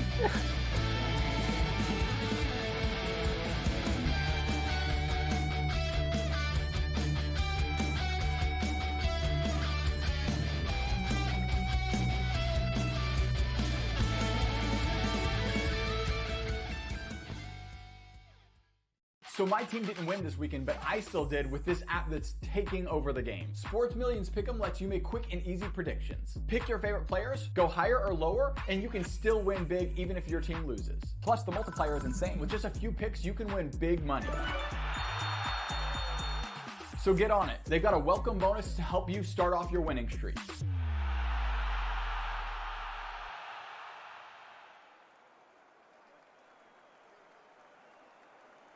Anyone that's been to a sporting event, the atmosphere before a game, I think Game Time Decisions has that same exact atmosphere. This is our arena. This is what we do. There is going to be an energy to Game Time Decisions that you will feel night in and night out. The excitement you get when you lock your bets in, when you're figuring out what you want to do, we can zone in on the biggest games each night. I want this to be the place that people come to before the game starts, so they feel as ready as possible to lock in their cards. We are going to hit every single one of those markets that you need to know about. We're going to go through every single thing, and I've got a great team behind me that's going to help me get the job done. There is not going to be a better place, I promise you, than Game Time Decisions to get that new information, react to it, and be able to then bet accordingly. We will have everything at our disposal, and we will use that to our advantage. I'm Kevin Walsh. Tune into Game Time Decisions from 6 to 8 p.m. Eastern on SportsGrid. The two guys that can do it all. Too much electricity this morning. This is a good time. We're having a lot of fun. I had to do a triple take. Ka-ching! Why? Because of parity. I didn't mean to offend. Yeah, it's not going to happen. Load management is a dirty word. Let him rip. You know what? Circumstances provide the results. What? How do you do this one? Oh, Donnie, you've got such a good show there. A network that is booming. The Early Line, only on SportsGrid. Blocked well and tries to cut through the middle. Oh! Your gut says Miami is going to win, and you should take the over. Your gut also said your NFT selfies would only go up in value. They didn't. But your head is on SportsGrid and knows the QB is in concussion protocol. The backup has a 45 QBR against the zone coverage. The New York D has the most sacks in the league. So yeah, trust your head. It's smarter to be on SportsGrid.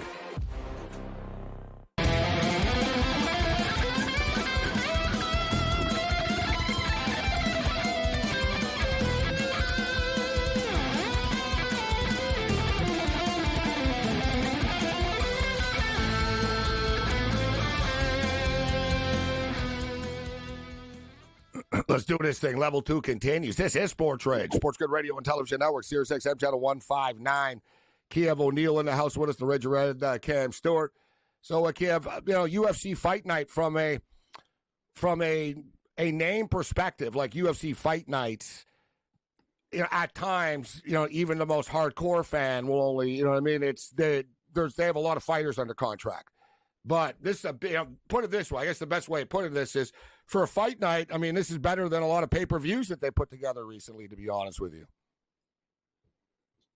Oh, absolutely. I mean, is he? Come on, man. I mean, this guy was the head of most pay-per-views over the last 4 or 5 years.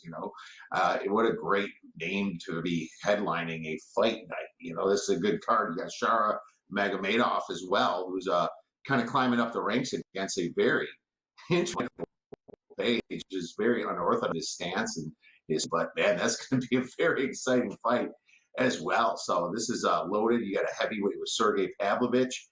Kind of hit a little rut there when he got knocked out his last time against Aspinall, and obviously lost his next one against Volk, who definitely, that's not a bad loss. Look how good Volk is. Shames. Yeah, no shames losing to those guys, like you said. So what about Adesanya?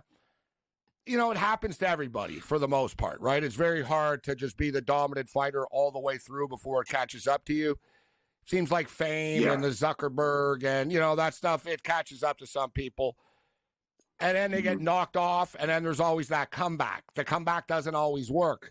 I guess what I'm asking you, how hungry is Adesanya coming into this fight, in your opinion? How ready is he? It's really hard to tell. He's had the same style his whole life. Very hard to take down, slippery, fast, wiry. He can knock you out with those, long arms, long legs. That's why they call him the style bender. But I mean, the truth is, I've always seen a little bit of chink in the armor when he fights a good wrestler. He's really stayed away from a lot of good wrestlers. Marvin Vettori was, I mean, do you call him a good wrestler? He took him down a bunch of times, but they still gave the fight to Izzy. I kind of thought back in 2021 that maybe that was closer and Vettori might have won. But he lost to John Blakovic, the fight before that. Trying to move up to 205, he got beat by the wrestler. So now, he goes against Dricus du Plessis and he gets submitted, face cranked, right? It took all the way to the 4th round, but now Nasruddin Imavov is a very, very good contender coming up from France here. This guy beat Cannonier, and Cannonier's a badass. He beat Brendan Allen pretty easily. He's rising up in the ranks, and he can wrestle. He can probably be a guy that might be able to keep Izzy down, and that's why you see this as such a short spread. I think that Izzy is vulnerable in this matchup. If it was just a straight boxing fight, kickboxing fight, it would be more Izzy that I think is going to win. But I think Imavov just has the more rounded fighter and should be able to find different ways to tire out Izzy and to keep Izzy's guard going low as well as being high. I think I'm going to take Imavov with the plus money.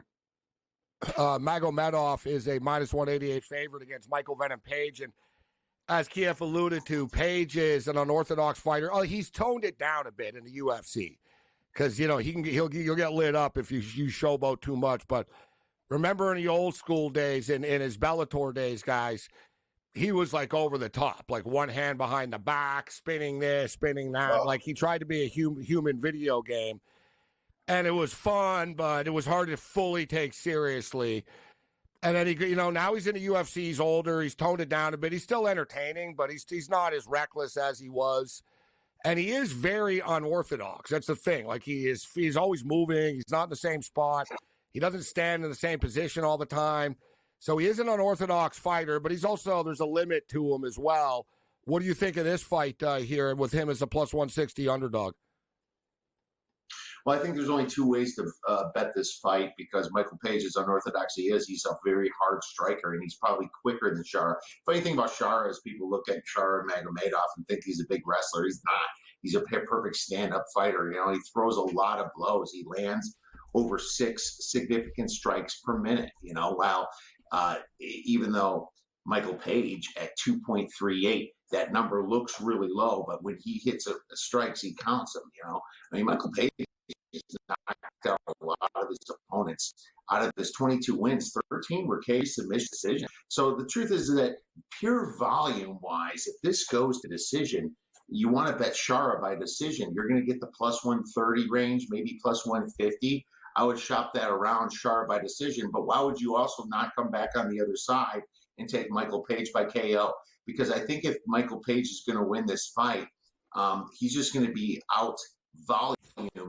So he would have to KO Shara. I've been looking to fade Shara in a spot. It was going to be against a wrestler, and you notice he is just ducking those wrestlers. They are not wrestlers against him, and that's because, well, they want Shara to keep rising up in the ranks. So I think Shara by decision at the plus money and some at plus 600 by Michael Page by KO. Anything on the undercard that you like that catches your eye more than any of the other fights here? Nah, I haven't gotten down to the undercard yet. I really want to watch some of the weigh-ins, obviously. And to be honest with you, I've been working on Super Bowl props and a lot of college basketball, so I just did not get to the undercard as quickly. But I did look at this card right here. I think this Jorginho versus Sergey fight is going to be really interesting, and that's going to be a fun one. Jorginho is still very dangerous. He slowed down himself too. I expect Sergey Pavlovich to win. I'm not laying minus 320. A lot of people are probably going to use a parlay piece, but either of these fighters are going to win by KO. So, that's kind of another angle I'm looking at on that fight, or the under if I can get a proper price on it. Terrence McKinney, T-Rex is back. He's a massive favorite at minus 575.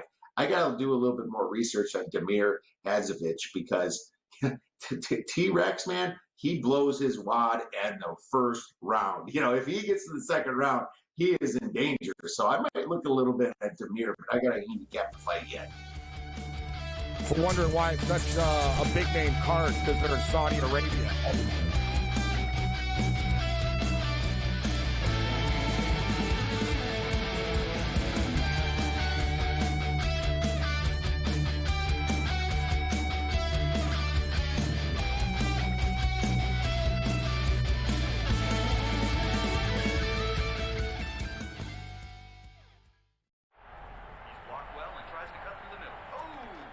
Your gut says Miami is going to win, and you should take the over. Your gut also said your NFT selfies would only go up in value. They didn't. But your head is on SportsGrid and knows the QB is in concussion protocol. The backup has a 45 QBR against the zone coverage. The New York D has the most sacks in the league. So yeah, trust your head. It's smarter to be on SportsGrid. You want me to solve all this tush-push and fourth down malarkey that goes on with the officials? Here's the crazy idea. Get rid of the worst rule in the NFL, and that is forward progress. How about this? Where I knock your ass on the ground is where the ball goes, period. Let's end this whole conversation. Like, if I drop you back 4 yards, then you lost 4 yards. If we get rid of forward progress, this tush-push and everything else is taken care of. Where I put your tail on the ground is where the ball goes. End of conversation. It's the dumbest rule and the most arbitrary rule. The only thing that is a worse call in the NFL than forward progress is the punt that goes out of bounds when you watch the official walk down the sideline having absolutely no clue where that ball crossed over. All I can think of is that Price is Right game go do-de-do-de-do, do-de-do-de-do, as he's walking down the sideline, arbitrarily trying to figure out where the ball crossed over because he's got no clue. The Early Line, only on SportsGrid.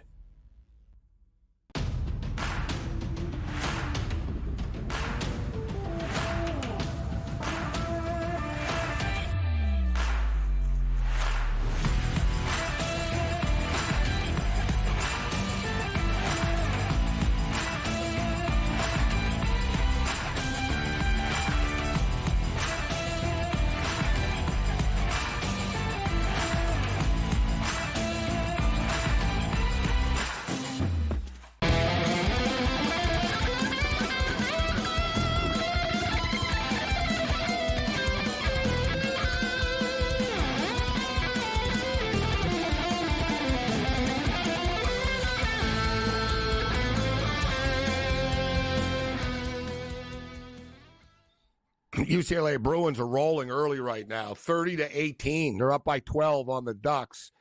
And it's been a lower scoring game than expected, or at least than I expected it to be. 30-18 in-game total is currently 136.5. Like I said, we jumped in on Pacific, and they're battling. We got them plus 9.5. They're up 43-42 on Washington State with 13 minutes left. We didn't pull the trigger, but we talked about how Seattle have played the Lopes tough, 17-16 right now. Seattle with the outright lead. NHL hockey, 2-2. Amazing. There was a bunch of early, you had the 2-0, and then it was 2-2. The goals have come in bunches. And we're down to 6 minutes left in the hockey game. I just flicked over to the game. I got my eye on it. 2-1 for the Flames over the Ducks with 6.5 left in the game. 1-1 Jackets and Knights late in the second period. And 1-1 Sharks and Kraken right now. So all close games in the National Hockey League. 1-1 Kraken and Sharks after the first period of play. All right, so we got Kiev O'Neill with us just for a couple of more moments. Super Bowl rematch is set. Kiev, what do you think about the big game? Well, I think that, I wanted a different matchup, but I wanted the Bills in there, of course. But, what can you do, man? It's just crazy. Every metric handicap that I have, it's the same as, all the Chiefs games. I had the Chiefs are just winning games because of charisma. You can obviously the clutch performances. I think they do get a little bit of a handshake from the refs. Let's be honest with ourselves here.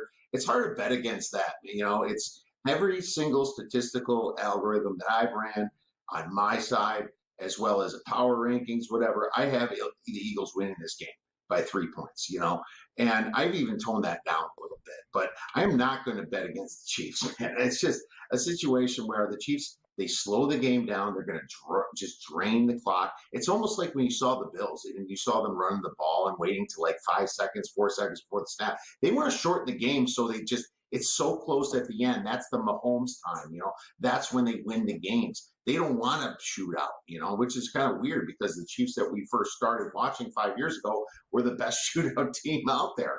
But that's just not the way they run because they have such a good defense, And I think the first half under is a great play right now. They're going to drain the clock. There's going to be some nerves in the Super Bowl. There's some teams, both teams are going to probably not go for it. They don't want to make that terrible interception, change momentum.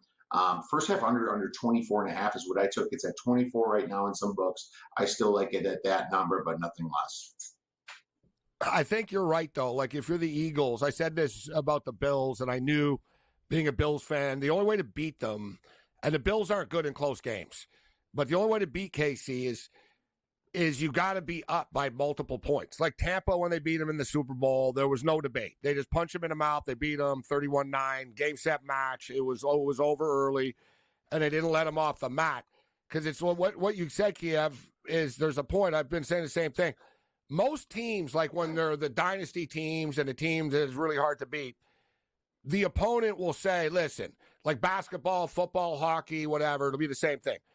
Let's just be, late in the third period, tie game, and we'll take our chances late, right? Basketball, hey, we'll tie game late. Football, hey, we're going to the fourth quarter, there's 10 minutes left, a tie game, we'll give ourselves a chance to win the game. It's like the opposite with the Chiefs. They're 17-0 in their last 17 one-score games, right? They want you there. You know what I mean? If you're Philadelphia, you can't say, well, let's just say we're doing good. It's, 17-17 going into the fourth. It's no, we're screwed. This is where they want us, actually. So if you're Philadelphia, you got to attack them early, and that was Buffalo's problem. Buffalo was not good in the first quarter. It took them a while to wake up and get going, and you can't do that against KC. So we'll see if Philadelphia can just attack them early, because if it's close, they're going to lose. Yeah, and that's exactly what Kansas City wanted. They wanted Buffalo to just run the ball, and that's what they did, kind of chunk it out a little bit. They didn't want any big scores, even though Kansas City's the worst team in defending tight ends. They have 2 tight ends at Buffalo. They didn't even really target Knox or barely Kincaid, and obviously Kincaid missed that final play. It shouldn't have got down to that. Let's face it. It shouldn't, but that's what KC does. They wanted that one-score game at the very end. Buffalo just tensed up, and they should have been way more aggressive throwing to Shakir. And maybe some more rollouts for Josh Allen. I didn't see any of that. It was just punch him up the middle type don't thing, get right? me started about the play calling. I'm trying to forget that the game exists. I'm aware. Bad memories. But that's why I like, that's why I like the first half under, but I also like Dallas Goddard over 4.5 catches. I think he's going to have a big game. Thanks, Kiev.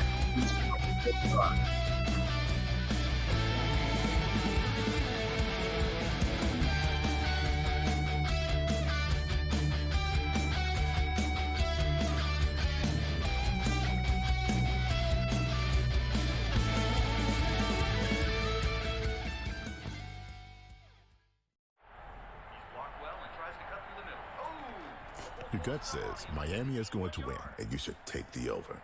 Your gut also said your NFT selfies would only go up in value. They didn't. But your head is on SportsGrid and knows the QB is in concussion protocol. The backup has a 45 QBR against the zone coverage. The New York D has the most sacks in the league. So yeah, trust your head. It's smarter to be on SportsGrid. You want me to solve all this tush-push and fourth down malarkey that goes on with the officials? Here's a crazy idea. Get rid of the worst rule in the NFL, and that is forward progress. How about this? Where I knock your ass in the ground is where the ball goes, period. Let's end this whole conversation. Like, if I drop you back 4 yards, then you lost 4 yards. If we get rid of forward progress, this tush-push and everything else is taken care of. Where I put your tail on the ground is where the ball goes, end of conversation. It's the dumbest rule and the most arbitrary rule. The only thing that is a worse call in the NFL than forward progress is the punt that goes out of bounds when you watch the official walk down the sideline having absolutely no clue where that ball crossed over. All I can think of is that Price is Right game go do-de-do-de-do, do-de-do-de-do, as he's walking down the sideline, arbitrarily trying to figure out where the ball crossed over because he's got no clue. The Early Line, only on SportsGrid.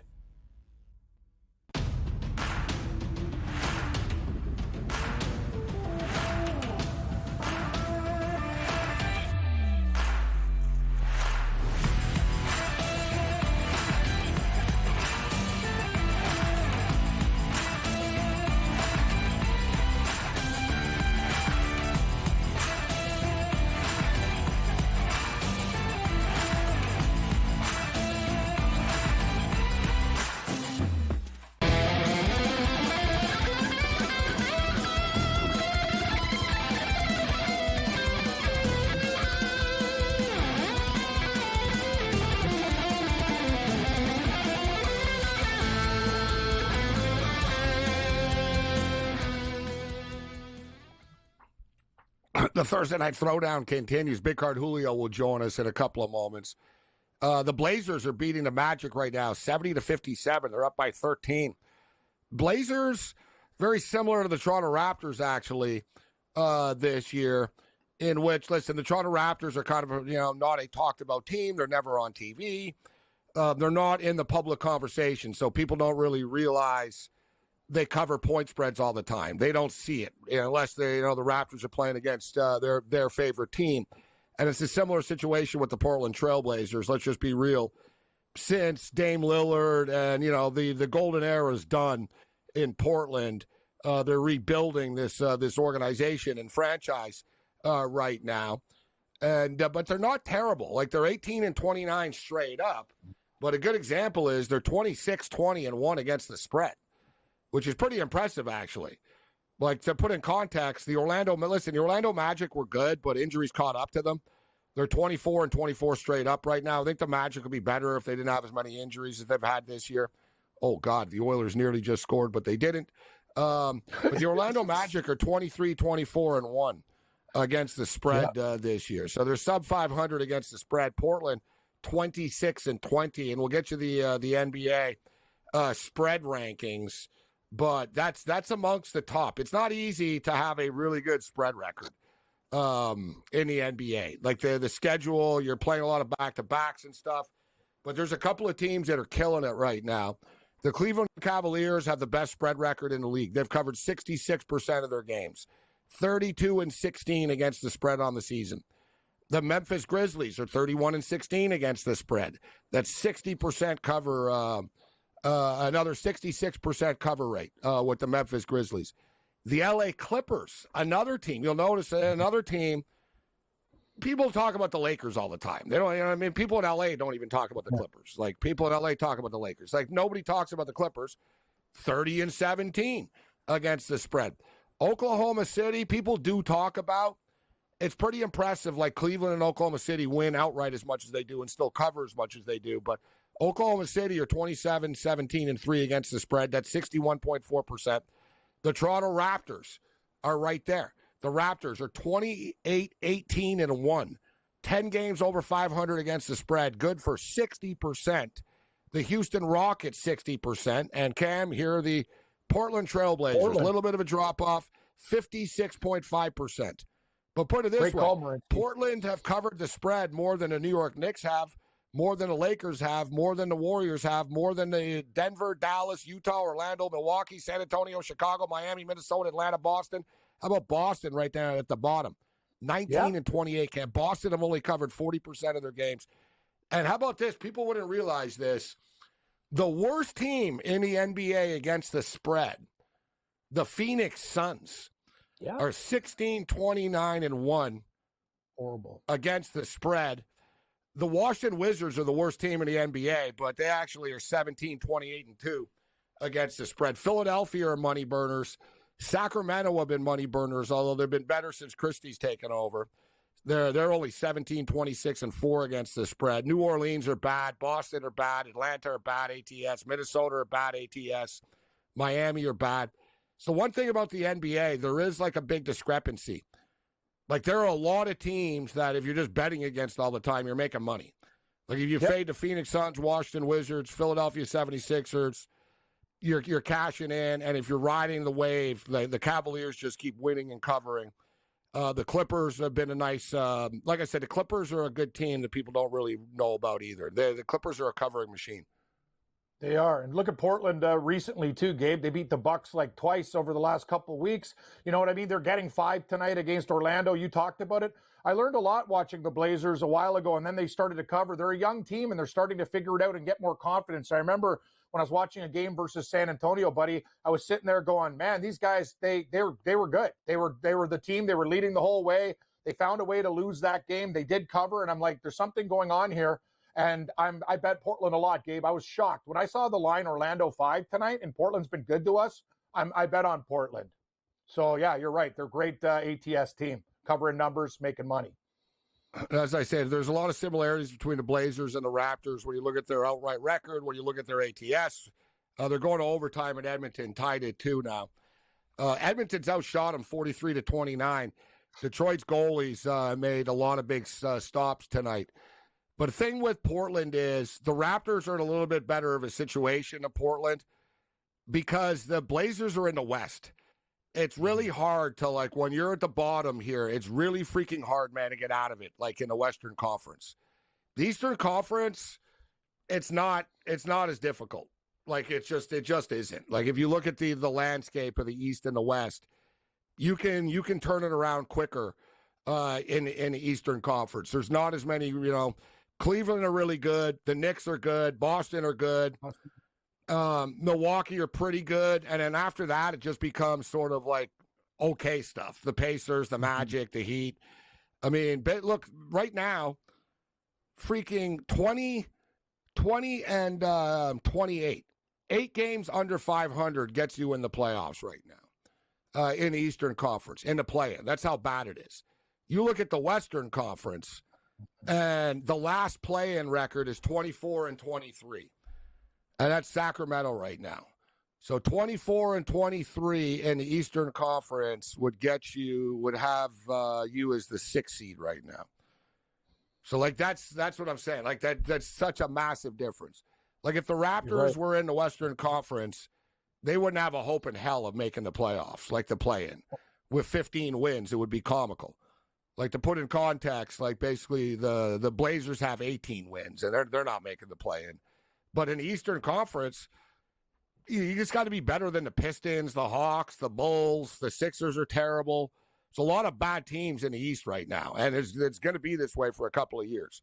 Like, the Sixers are like in cap hell. They've got a bunch of old dudes that are Maxi's young and stuff, but the Sixers aren't built for the future. Brooklyn are years away from becoming good. Charlotte will always suck. The Wizards will always suck. The Bulls are just like middle of the road bad. The Hawks are just sort of middle of the road.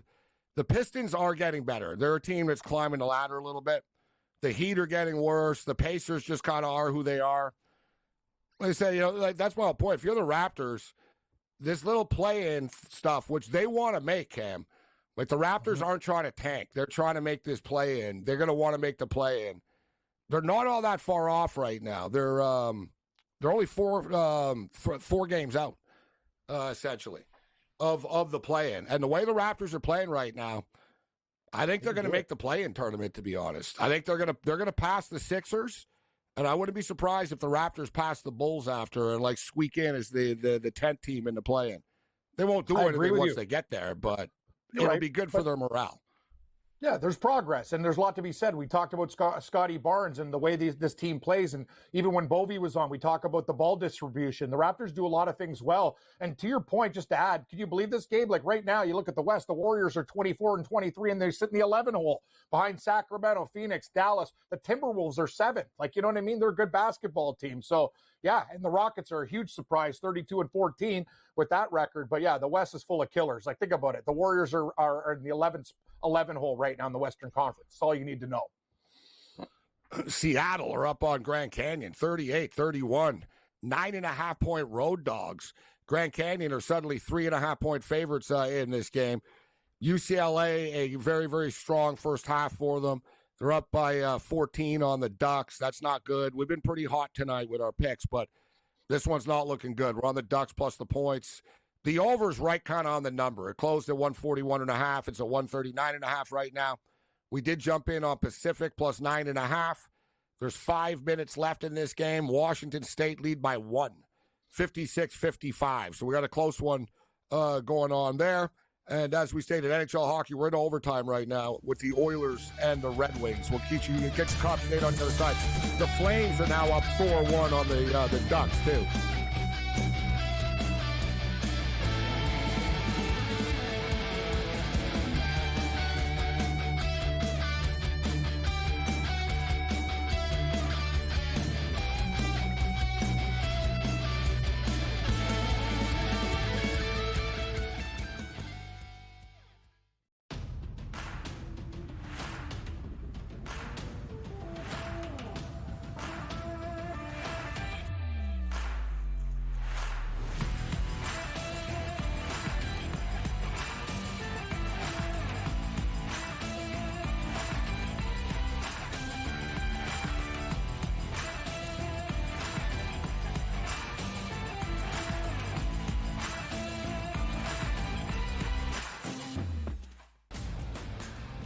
We're going to get rid of all the badness, if you will, over the past few decades for the Raiders and set yourself up for the future. It's a horrible job to take if you expect to win, but it's not a bad paying gig, so go ahead and take it. With an owner in Mark Davis who has continued to make bad decision after bad decision. Does Pete Carroll leave a culture behind that Joe Brady in 2 to 3 years takes over? The Early Line. Only on SportsGrid.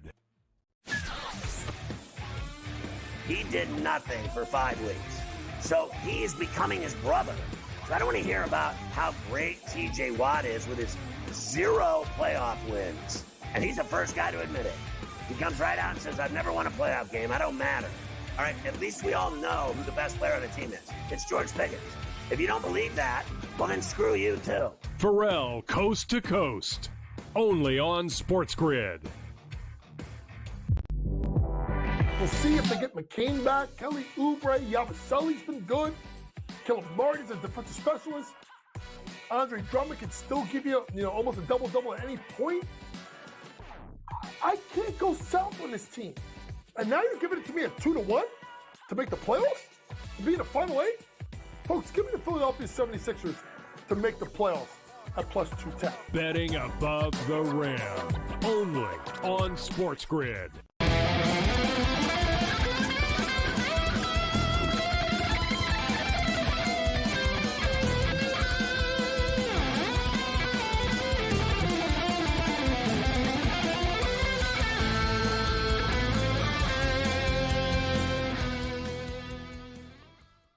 This is SportsRage. The Thursday Night Throwdown continues. Houston Rockets are up 115-107. We're on the Rockets tonight, plus the points. No John Morant for the Memphis Grizzlies. So 115-107. There's 5.5 minutes left. In-game total, really high, 251.5 right now. So they're at 222.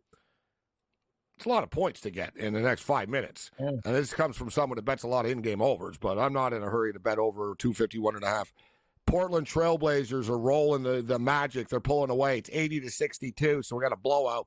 They were 5.5-point home underdogs, and they're winning outright right now by 18 points.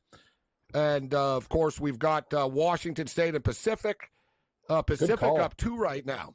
They were getting 10.5. I got the in-game at 9.5. They're up by 2, Pacific over Washington State. Keep your eye on Pacific, guys, when you're getting points with them. Seattle up 40-31 on Grand Canyon. And I'm waiting for a spot to jump in on Grand Canyon here. Julio Rosario's actually been to Grand Canyon.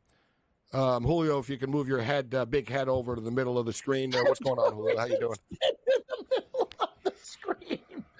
Hey, Julio, how you doing? I know it's a challenge for you to squeeze your head in here. I know other people, I'm like, it's not that hard. Hey, look at that. So you got to squeeze it in. Look at that thing. I keep looking at the camera. You're the best, I love Julio. Grand Canyon, especially this time of year. If it's cold and brutal across the country, you can always expect a good time at GCU. Well, GCU are down right now by 10. They're all the way down to minus 115 right now. The other night, if you guys remember, San Diego State were down massively to San Jose State. They actually came back and won. I think Grand Canyon probably will come back and win this game.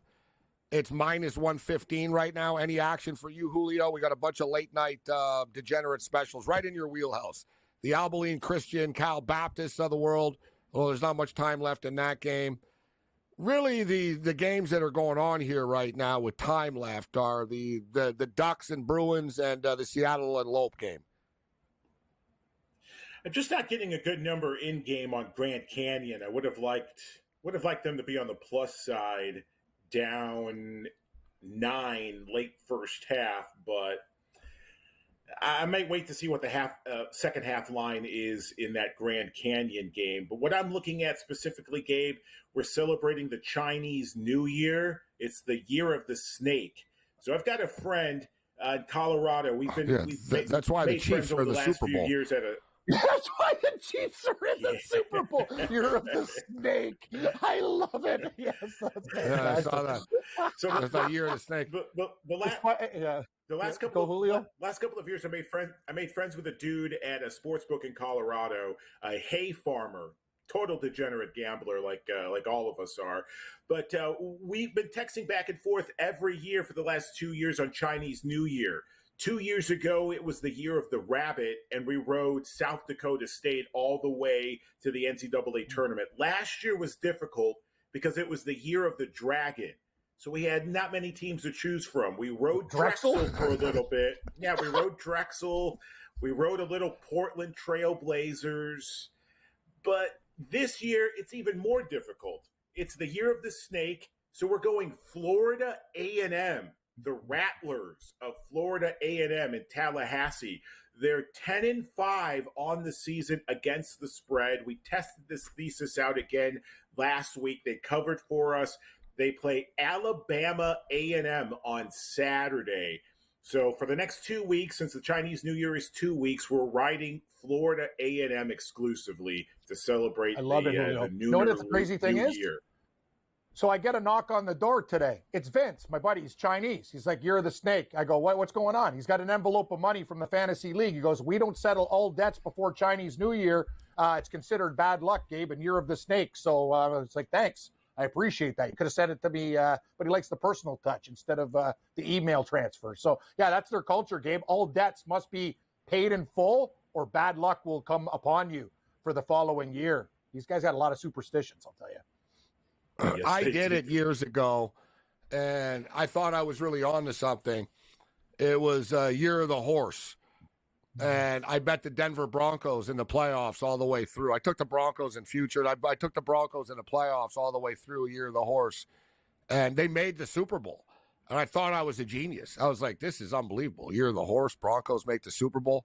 That was the Super Bowl they lost. They snapped the ball over their head like the first play of the game. That was the Bronco game. Yeah, they lost to the Seahawks. They lost the game, and of course they lost the game. And then I gave up on the. I tried it again with the year of the Chinese New Year stuff. I thought of it, Julio. Actually, so yeah, good call with the Florida A&M Rattlers. I guess I would say, if you want, play a little future if you believe in the superstition on the Arizona Diamondbacks. The El Serpentes, the snakes. They're snakes. El Like that. Serpentes. I wish the Arena Football League was still around. We could have had the Arizona Rattlers. Put that on as well. Not many. Yeah, not I was many thinking schools with too. I think snakes, surprisingly. No, people don't like snakes. So they're not a lot of names. The Montreal Canadiens never do these jerseys or anything. I was surprised. The Canadiens actually did a Chinese jersey for New Year, and it was a snake as the logo. It was pretty wild, actually. We got Rio surprised. Grande Valley Vipers, Gabe. Rio Grande Valley Vipers. We got anything with these guys? That's the G League, and surprisingly, no lines on the G League. Otherwise, I would have gone with that too, Cam. There's G League lines somewhere. There's G League lines somewhere. You know what's crazy right now? So, you know what? Grand Canyon have cut the lead to 8 right now. They're up to minus 160 on the money line, though. And there's been some points starting to come in here in the second half. It's been a quick start in Los Angeles at Pauley Pavilion. The Ducks and the Bruins have scored a quick 11 points here in 2 minutes to start the second half. In-game total up to 144.5 right now. We got a close one, too. The Rockets, 115-112. And we're going to be going to a shootout in Edmonton and Detroit, which doesn't really affect me. I've got the Detroit Red Wings plus 2.5 goals, so I've already won. I got money line too, Gabe. 4-1. That's big time. Go Red Wings. Oh, they got a puncher's chance going into a shootout. They do.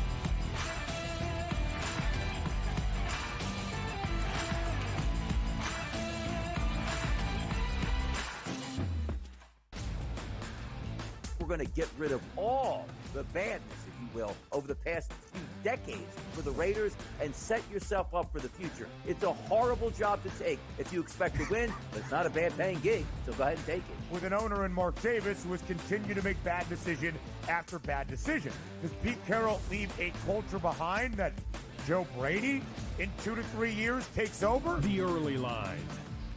Only on SportsGrid. He did nothing for 5 weeks. So he's becoming his brother. So I don't want to hear about how great TJ Watt is with his 0 playoff wins. And he's the first guy to admit it. He comes right out and says, I've never won a playoff game. I don't matter. All right, at least we all know who the best player on the team is. It's George Pickens. If you don't believe that, well, then screw you too. Pharrell, Coast to Coast. Only on SportsGrid. We'll see if they get McCain back. Kelly Oubre, Yabusele's been good. Caleb Martin's a defensive specialist. Andre Drummond can still give you, almost a double-double at any point. I can't go south on this team. And now you're giving it to me at 2-1 to make the playoffs? To be in the Final 8? Folks, give me the Philadelphia 76ers to make the playoffs at plus 210. Betting above the rim. Only on SportsGrid.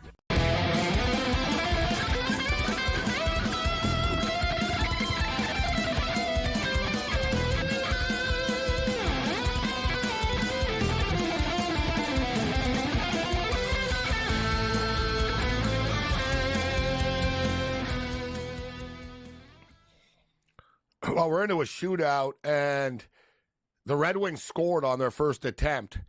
The Oilers got stopped, and now Nugent Hopkins I would have stopped that because Nugent Hopkins, that's just not acceptable. You're a professional hockey player. You're in a shootout, and you didn't get a shot off.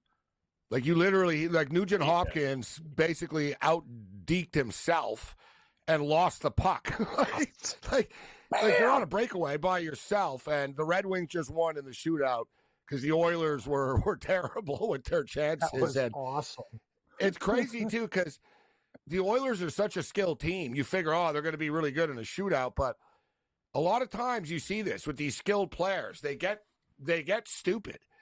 They come in, they have like these moves that they try and practice, and they're like, I'm going to try it now. Like Nugent Hopkins just basically, like, he out-faked himself. He was like, he lost the puck. It's like, bro. It was brutal. And look, the Red Wing players basically just skated down the ice and shot the puck, right? You didn't get cute. I was a goalie. I'm telling you, like, I used to hate like when people would shoot on breakaways. I would always I always knew, like, I scouted players, so I knew what other players were going to do for the most part. And I always know I'll be like, oh damn, this guy like doesn't deke. Like I didn't like it when guys would come in and shoot from like 6-8 feet away. And it's exactly what the Red Wings just did. Brian Rolston, famous guy, Team USA, Minnesota Wild. He was a great hockey player for a long time, Boston. He used to tell me, like, just wind up and do slap shot. He was the first guy to do in shootouts. Goalies didn't even know what the hell was going on. He was like scoring all the time. Like he just went up there, wham. And that's a great way. I don't know why. How simple the Red Wings kept it, and that's why they scored both goals. It was very simple. They don't do that now. I don't know why no one does it. I don't think because they don't really hit the net with it, so it looks good and it scares the goalie a bit. But you're right. Like no one just that. Like Ray Bourque did it. Mm-hmm. You know, Ray Bourque used to do it. But basically, I'm talking about just go down the ice and freaking blast a slap shot from like 10 feet away. Like, just tee it up and rip one. And it's not a bad idea if you're the first shooter because it'll get in the goalie's head a little bit. But the thing is, like I said, I was a kid. I practiced against the Edmonton Oilers, and my uncle was like a sadistic dude, and he told them all, aim for his head. And so the Oiler players were all shooting at my head. I was the goalie, and they were all at the blue line lined up, like shooting as hard as they could, slap shots. They couldn't hit me. Like, even I was a kid. Like, even then, I sort of got cocky. I started talking. You guys can't even hit the net, like, let alone me. And they were like, really? Huh? And they were, like, aiming for my head. And it was like, it was off the glass. Ding, ding, ding. My grandfather was yelling, he's just a kid. Hey, calm down. He's just a kid. They're trying to hit me in the head. I'm ducking and stuff. That's amazing. Yeah, but you know what I mean? Like I said, they can't hit the net. You see it all the time, every night in the NHL. Defensemen, like, line it up, bro. Somehow the puck goes in the corner after they shoot it. It's like, you're right. Only a like few guys can golfers. do it. Yeah, they're like wild golfers. They don't know where the ball is going. Like, they just tee it up. That's why they don't do it. Because he had accuracy, Rolston accuracy. A lot of these guys, you're right, they'd hit the glass. It's like, what the hell you doing? But you know what? You brought up a really good point. The first guy teeing it up, if it like hits the goalie in the head or something like that, or like goes right around his neck, and he's like, I don't want to be a jerk, but you shoot right at his neck. Exactly. Yes. You freak him out. You hit him and rattle him. And you know what I mean? Like, but the only thing is, Cam, sadistic move by us. Yeah, no, I'm a goalie, and I know. I'll be like, just shoot like right at his collarbone, like, and see if he likes that. But I tell you what, they could do the same thing to your goalie. Like, it's almost like hurting the quarterback. Yeah, it's like, all right, you want us to tee up a slap shot at your goalie's face? We'll do it. Even these pros, I swear to God, guys, I saw a game a couple of weeks ago, and a goalie got hit in the face with a puck, and a few minutes later, the other team scored. I was like, yeah, rattle him. And even in tennis the other day, Keys was rolling along, and Sabalenka smoked one, like, right at her head. And it, like, nearly killed her. Sabalenka was too nice after. She went over, are you okay, and stuff. I was thinking you shouldn't have done that. Like, you should scare her a little bit. Get it in her head that you're going to take her head off if she gets close to the net. Morency has Sabalenka to win the. You're like, yeah, get meaner. Yeah, if I was Sabalenka's coach, I'd scold her after, Cam. I'd be like, hey, I don't know. What'd you say sorry to her for? Like, you know what I mean? Say sorry after the match. Like, all right, Julio, sorry. Time is flying by here. You got a best bet for us? Who's winning the Super Bowl, Julio?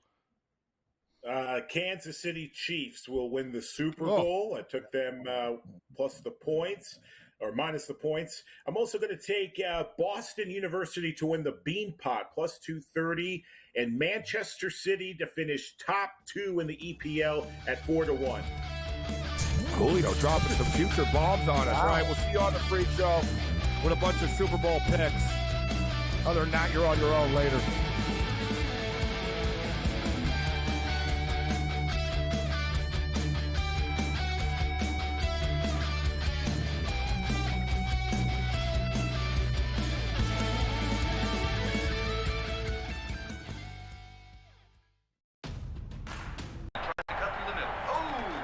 Your gut says Miami is going to win, and you should take the over. Your gut also said your NFT selfies would only go up in value. They didn't. But your head is on SportsGrid and knows the QB is in concussion protocol.